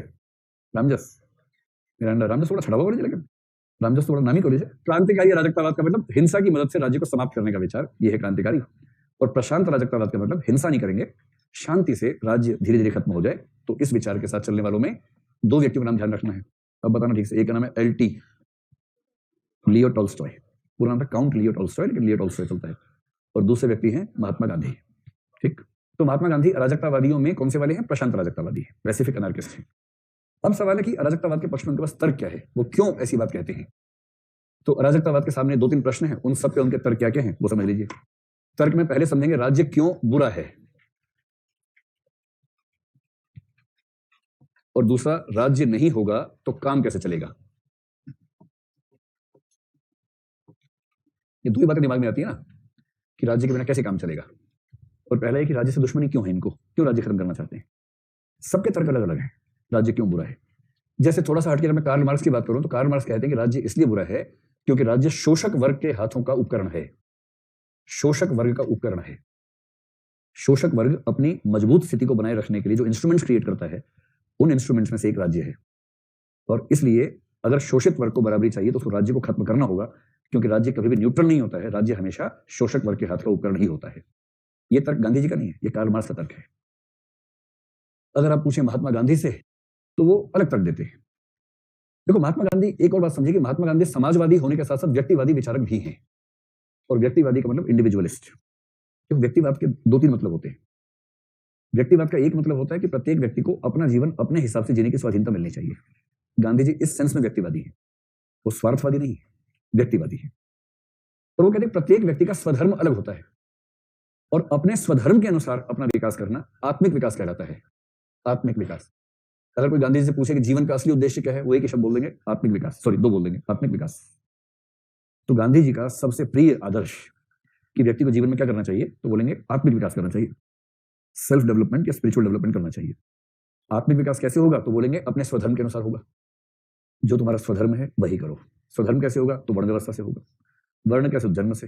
घुमा फिरा के आप जिस वर्ण के हैं उसके हिसाब से जीवन गुजारें ठीक तरीके से, ये आत्मिक विकास है। बहुत बेकार विचार है इस मामले में गांधी जी का, लेकिन क्या है, हमें तो ये समझना है। अब वो कह रहे हैं कि आत्मिक विकास, क्योंकि सबका स्वधर्म अलग अलग है, इसलिए सबके विकास के रास्ते भी अलग होंगे। राज्य इसलिए बुरा है क्योंकि राज्य बनाता है कानून, और कानून सभी के लिए एक जैसे होते हैं। कानून पैदा करते हैं समरूपता, और समरूपता का मतलब सभी को एक जैसा बनाने की कोशिश। और समरूपता को सब लोग मानते हैं बुरी चीज है, समरूपता अच्छी चीज नहीं है। समानता अच्छी चीज है, समरूपता बुरी चीज है। समरूपता को बोलते हैं होमोजेनिटी, HOMOGENEITY। ठीक है, कानून पैदा करता है समरूपता। अच्छा, जैसे आप ये बताएं, आप यहां सब आते हैं, सबकी जो ड्रेस है अलग अलग रंगों की है, कोई लाल, कोई पीला, कोई हरा, कोई नीला, कोई काला है। चॉइस है आप सबको, है ना। किसी की दाढ़ी है सुंदर सी, किसी की नहीं है। किसी के बाल बहुत लंबे हैं, किसी के बहुत छोटे हैं। अब ये भी चॉइस है सबकी। तो ये ठीक बात है या बुरी बात है? ठीक बात है। अगर ये नियम बना दिया जाए कि सब लोग एकदम स्कूल के बच्चों का नाखून काट के आएंगे, पैर के नाखून भी सॉक्स सफेद रंग के पहनेंगे, काले जूते पॉलिश करके आएंगे, और उसके बाद पूरा नियम बना दें व्हाइट शर्ट पहनी है, ग्रे ट्राउजर या सूट पहना है, ये समरूपता है। सभी को एक जैसा बना देने की कोशिश, जबकि सब मूल रूप से जैसे नहीं है। सबका अपना टेस्ट है, सबका अपना तरीका है। सबकी फूड हैबिट्स को एक जैसा कर देने की कोशिश समरूपता है। सबके विचारों को एक जैसा बना देने की कोशिश समरूपता है। हिंदुस्तान में रहना है तो इसी तरह से सोचना होगा, नहीं तो योगी आ जाएगा। ऐसे ही सोचो वरना ये हो जाएगा। अगर इस तरह का तेवर है किसी भी समाज में, हिंदू समाज हो, मुस्लिम समाज हो, किसी भी समाज में ऐसा तेवर है तो इसका मतलब ये समानता नहीं है, समरूपता है। और जिस मात्रा में समाज में समरूपता होती है उसी मात्रा में व्यक्तित्व का विलोपन हो जाता है। मैंने एक बार आपसे कहा था कि किसी व्यक्ति का व्यक्तित्व उतना ही है जितना वो अपने समाज से अलग है, बाकी तो टाइप है। एक समाज ने भरपूर कोशिश की कि हमारे जैसा ही पीस बन जाए, लगभग अपने जैसा बना भी लिया, थोड़ा सा अलग हो गया। वो अपने समाज से, परिवार से, समुदाय से जितना अलग है उतना ही तो वो खुद है, बाकी सब तो कंस्ट्रक्शन हुई है उस फैक्ट्री में, वैसे ही मामला बन गया है। और गांधी जी व्यक्तिवादी हैं, उनसे बर्दाश्त नहीं होता है। तो कोई भी ऐसी संस्था जो समरूपता पैदा करे, गांधी जी को बर्दाश्त नहीं है, इसलिए राज्य कानून बनाकर समरूपता पैदा करते हैं, इसलिए बुरा है। और दूसरा, राज्य का अस्तित्व हिंसा पर टिका हुआ है, हिंसा पर आधारित है अस्तित्व राज्य का। राज्य के होने का मतलब ही है कि पुलिस होगी, सेना होगी, और जहां पुलिस होगी, सेना होगी, वहां हिंसा होकर रहेगी। तो क्योंकि राज्य अपनी प्रकृति में ही हिंसक है, इसलिए भी महात्मा गांधी को राज्य पसंद नहीं है, राज्य खत्म होना चाहिए। तो लोगों ने पूछा कि ये तो चलो ठीक है, बात समझ में आ गई, लेकिन राज्य नहीं होगा तो काम कैसे चलेगा भाई, ऐसा कैसे हो पाएगा? तो गांधी जी की खास दिक्कत नहीं है, इसमें दो तीन बातें उन्होंने बताई हैं। पहला एक शब्द है प्रबुद्ध स्वहित, एनलाइटेंड सेल्फ इंटरेस्ट। ये बात मार्क्स भी कहता है, गांधी जी भी कहते हैं, और लगभग सब अराजकतावादी ये शब्द इस्तेमाल करते हैं, एनलाइटेंड सेल्फ इंटरेस्ट। अब सोच रहे हैं कॉकरोच कैसे बने हुए हैं, ENLIGHTENED, एनलाइटेंड सेल्फ इंटरेस्ट, प्रबुद्ध स्वहित। मुझे ऐसा लग रहा है कि इसका एक एग्जांपल मैं आपको दे चुका हूं पहले, ये शब्द शायद आया बीच में, कभी आया है ना।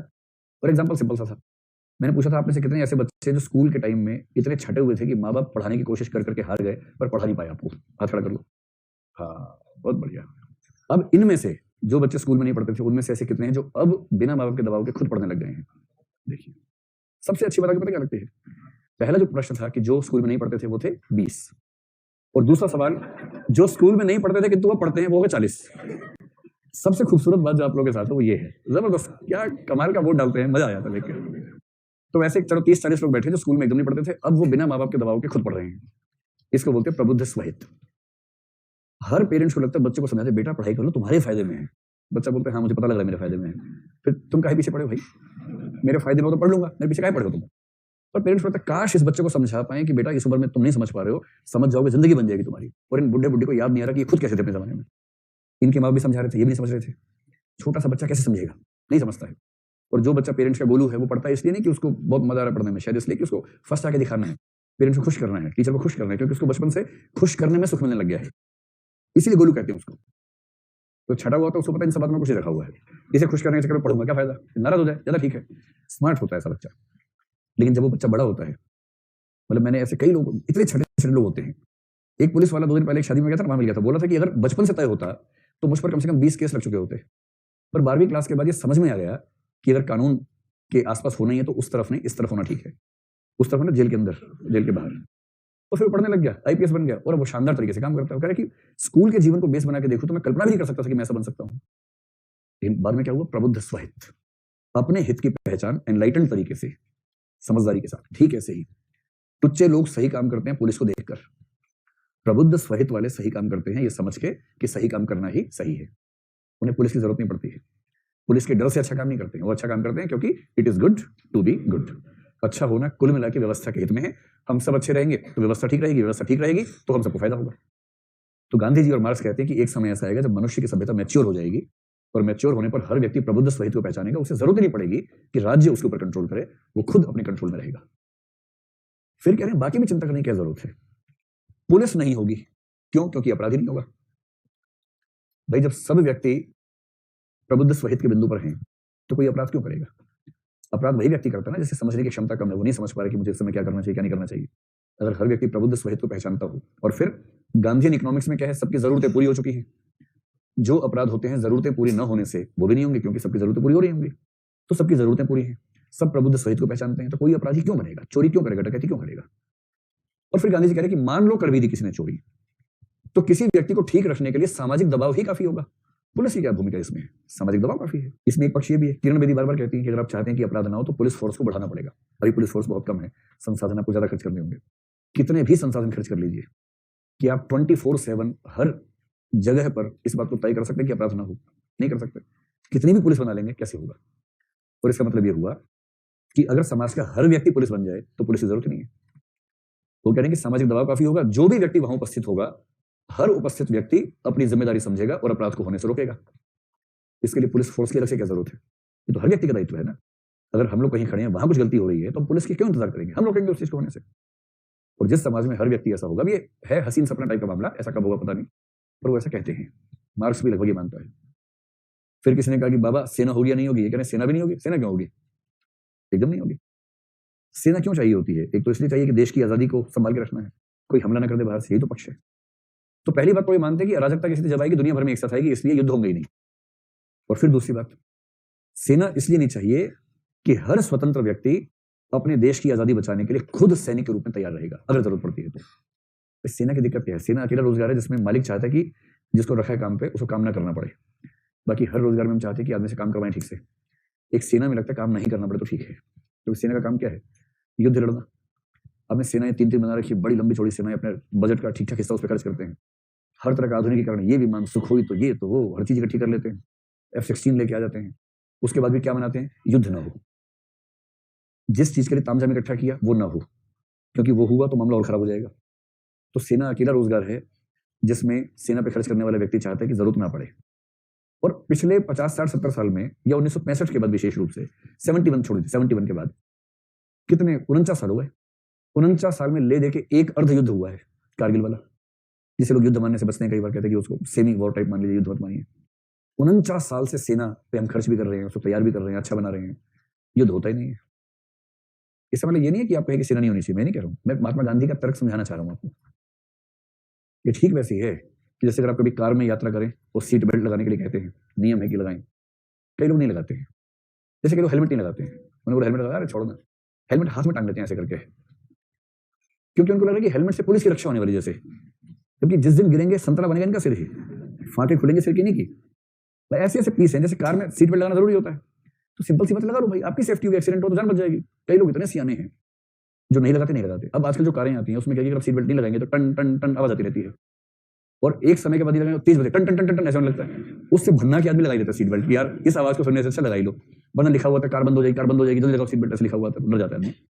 तो मैंने कुछ दिन पहले देखा है, इतना सियाना आदमी है, सीट बेल्ट ली, खुद आगे हुआ, पीछे से लगा दी, खुद उसके आगे बैठा हुआ है। अच्छा, आप कितना भी स्मार्ट वाहन बना रहे, पर आदमी तो ज्यादा स्मार्ट है। अब कार को लग रहा है कि अच्छा, जैसे सीट पे कोई बैठता है तो वजन से वो अंदाजा लगा लेती है।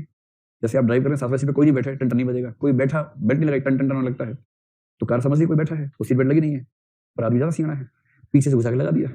अब कार संतुष्ट है कि बैठा है, बेल्ट लगी है, उसे क्या पता कि और बड़े कलाकार बैठे हुए हैं, और फिर अचानक क्या होगा, और बोलते क्या, अरे सर कभी जरूरत तो पड़ती नहीं, यार क्या जरूरत है इसकी। तो जीवन में एक ही बार जरूरत पड़ती है, बस उस समय लगी होनी चाहिए। जैसे सेना है, जरूरत नहीं पड़ती है पर होनी चाहिए। जरूरत इसलिए नहीं पड़ रही है कि वो है, अगर वो नहीं होगी तो जरूरत ज्यादा पड़ेगी। पर गांधी जी का तर्क ये है कि सेना की जरूरत नहीं है। जिस समय ऐसा संकट आए, देश के प्रत्येक नागरिक की जिम्मेदारी बनती है, प्रत्येक स्वतंत्र व्यक्ति की जिम्मेदारी बनती है कि वो खुद सैनिक बनकर देश की रक्षा करे। तो प्रत्येक व्यक्ति की जिम्मेदारी है। तो देश में संकट आएगा, आप सब युद्ध लड़ेंगे ना? कितने लोग जाएंगे बॉर्डर पर सबसे पहले? वेरी गुड, 10-20 हाथ खड़ा किया। कितने लोग यहीं से नारे लगाएंगे, भूलो मत भूलो मत? अधिकांश लोगों की देशभक्ति स्टिकर और नारे तक सीमित रहती है, बहुत हुआ थोड़ा सा फंड दे दिया, लेकिन युद्ध लड़ना पड़े ना तब देशभक्ति हिल जाती है बड़े बड़ों की। चलिए, ये हुआ इनके राजनीतिक विचार का पहला हिस्सा, अराजकतावाद वाला। अब दूसरी स्थिति है कि जब तक अराजकतावाद नहीं आएगा तब तक क्या होगा।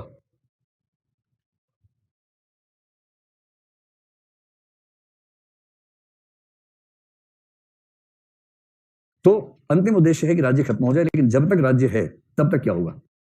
तब तक के लिए इनका जो प्रिंसिपल है, उस प्रिंसिपल का पहला हिस्सा आता है हेनरी डेविड थोरो वाला कथन। क्या था कथन हेनरी डेविड थोरो का? सबसे अच्छा शासन वह है जो सबसे कम शासन करे। तो पहली बात, न्यूनतम शासन। जब तक शासन पूरा खत्म ना हो तब तक कोशिश होनी चाहिए कि शासन न्यूनतम हो, कम से कम हो, ताकि व्यक्ति अपनी स्वाधीनता के साथ जीवन जी सके। किसी ने गांधी जी से पूछा कि गांधी जी आपको लोकतंत्र पसंद है? गांधी जी बोले ना। किसी ने कहा कि आपको कल्याणकारी राज्य पसंद है? गांधी जी का ना, ये भी पसंद नहीं है। क्यों पसंद नहीं होगा गांधी जी को? लोकतंत्र इसलिए पसंद नहीं है कि लोकतंत्र में 51 व्यक्ति 49 व्यक्तियों पर शासन कर सकते हैं, और जो व्यक्ति सबको साथ लेकर चलना चाहेगा, जो सर्वोदय अंत्योदय की बात करेगा, वो लोकतंत्र को कैसे स्वीकार करे? क्योंकि गांधी जी जानते हैं कि लोकतंत्र व्यवहार में बहुमत की तानाशाही बन जाता है। तो लोकतंत्र इसलिए पसंद नहीं है कि लोकतंत्र तो बहुमत की तानाशाही बन सकता है, जो आप देखते हैं कई सिस्टम्स में हो ही जाता है। दिल्ली में जब से इलेक्शन रिजल्ट आया ना, जो बीजेपी वाले समर्थक थे पहले एक दिन चुप रहे, सब लोग सन्नाटे में थे, क्योंकि मेरे घर में बहुत लोग हैं ना, व्हाट्सएप आता रहता है। एक दिन के बाद से नया कार्यक्रम शुरू हो गया है और उसमें दिल्ली के लोगों को लताड़ रहे हैं आजकल बुरी तरह से। तो उसमें आज एक वीडियो भेजा, उसमें एक बिल्ली है, दूध पी रही है, जिसमें चूहा आया, चूहे ने बिल्ली तो यूं किया, बिल्ली डर के पीछे भाग गई, चूहा दूध पीने लग गया, बिल्ली पीछे से देख रही है कि मैं पीऊं या ना पीऊं, चूहे ने जैसे किया बिल्ली भागी दूर। फिर नीचे लिखा हुआ था, जो जनता मुफ्त के माल के पीछे पड़ जाती है अपना मूल स्वभाव खो बैठती है। आजकल ऐसे वीडियो और मैसेज धनाधन आ रहे हैं कि दिल्ली की जनता ऐसे, दिल्ली की जनता वैसी है, चल रहा है। तो लोकतंत्र में क्या दिक्कत है कि बहुमत की तानाशाही बनती है, इसलिए महात्मा गांधी को पसंद नहीं है। वेलफेयर स्टेट क्यों नहीं पसंद है? क्योंकि वेलफेयर स्टेट में राज्य की शक्तियां कम होंगी, ज्यादा होंगी? वेलफेयर स्टेट में राज्य की शक्तियां कम होती हैं, ज्यादा होती हैं? ज्यादा होती है भाई साहब, ज्यादा होती है। वेलफेयर स्टेट में राज्य की शक्तियां ज्यादा होती हैं, क्योंकि राज्य इकोनॉमिक्स को भी कंट्रोल करता है, जबकि पुलिस राज्य केवल पॉलिटिक्स को कंट्रोल करता है। वेलफेयर स्टेट इकोनॉमिक्स को भी कंट्रोल करता है, इसलिए राज्य की शक्तियां बढ़ जाती हैं। और जो व्यक्ति व्यक्तिवादी होगा वो राज्य की शक्तियों को बढ़ते हुए देखकर हमेशा चिंतित होगा, कभी खुश नहीं होगा। हमेशा ध्यान रखना है, राज्य की शक्ति बढ़ने में और व्यक्ति की स्वाधीनता कम होने में सीधा तार्किक संबंध है। सरकार की शक्ति जितनी बढ़ेगी, व्यक्ति की स्वाधीनता उतनी ही कम होगी। और गांधी जी को फूटी आंख नहीं सुहाता ऐसा राज्य जिसमें सरकार के पास शक्ति बहुत ज्यादा हो। ये दोनों नहीं चलेंगे। क्या चलेगा? न्यूनतम शासन चलेगा। कैसे चलेगा? इसके लिए एक शब्द है, सर्वोदय के तरीके से चलेगा। और सर्वोदय के तरीके से कैसे चलेगा? तो सर्वोदय एक खास किस्म का लोकतंत्र ही समझ लीजिए, लेकिन अलग टाइप का लोकतंत्र है। इस सर्वोदय की धारणा को गांधी जी ने तो स्पष्ट किया ही है।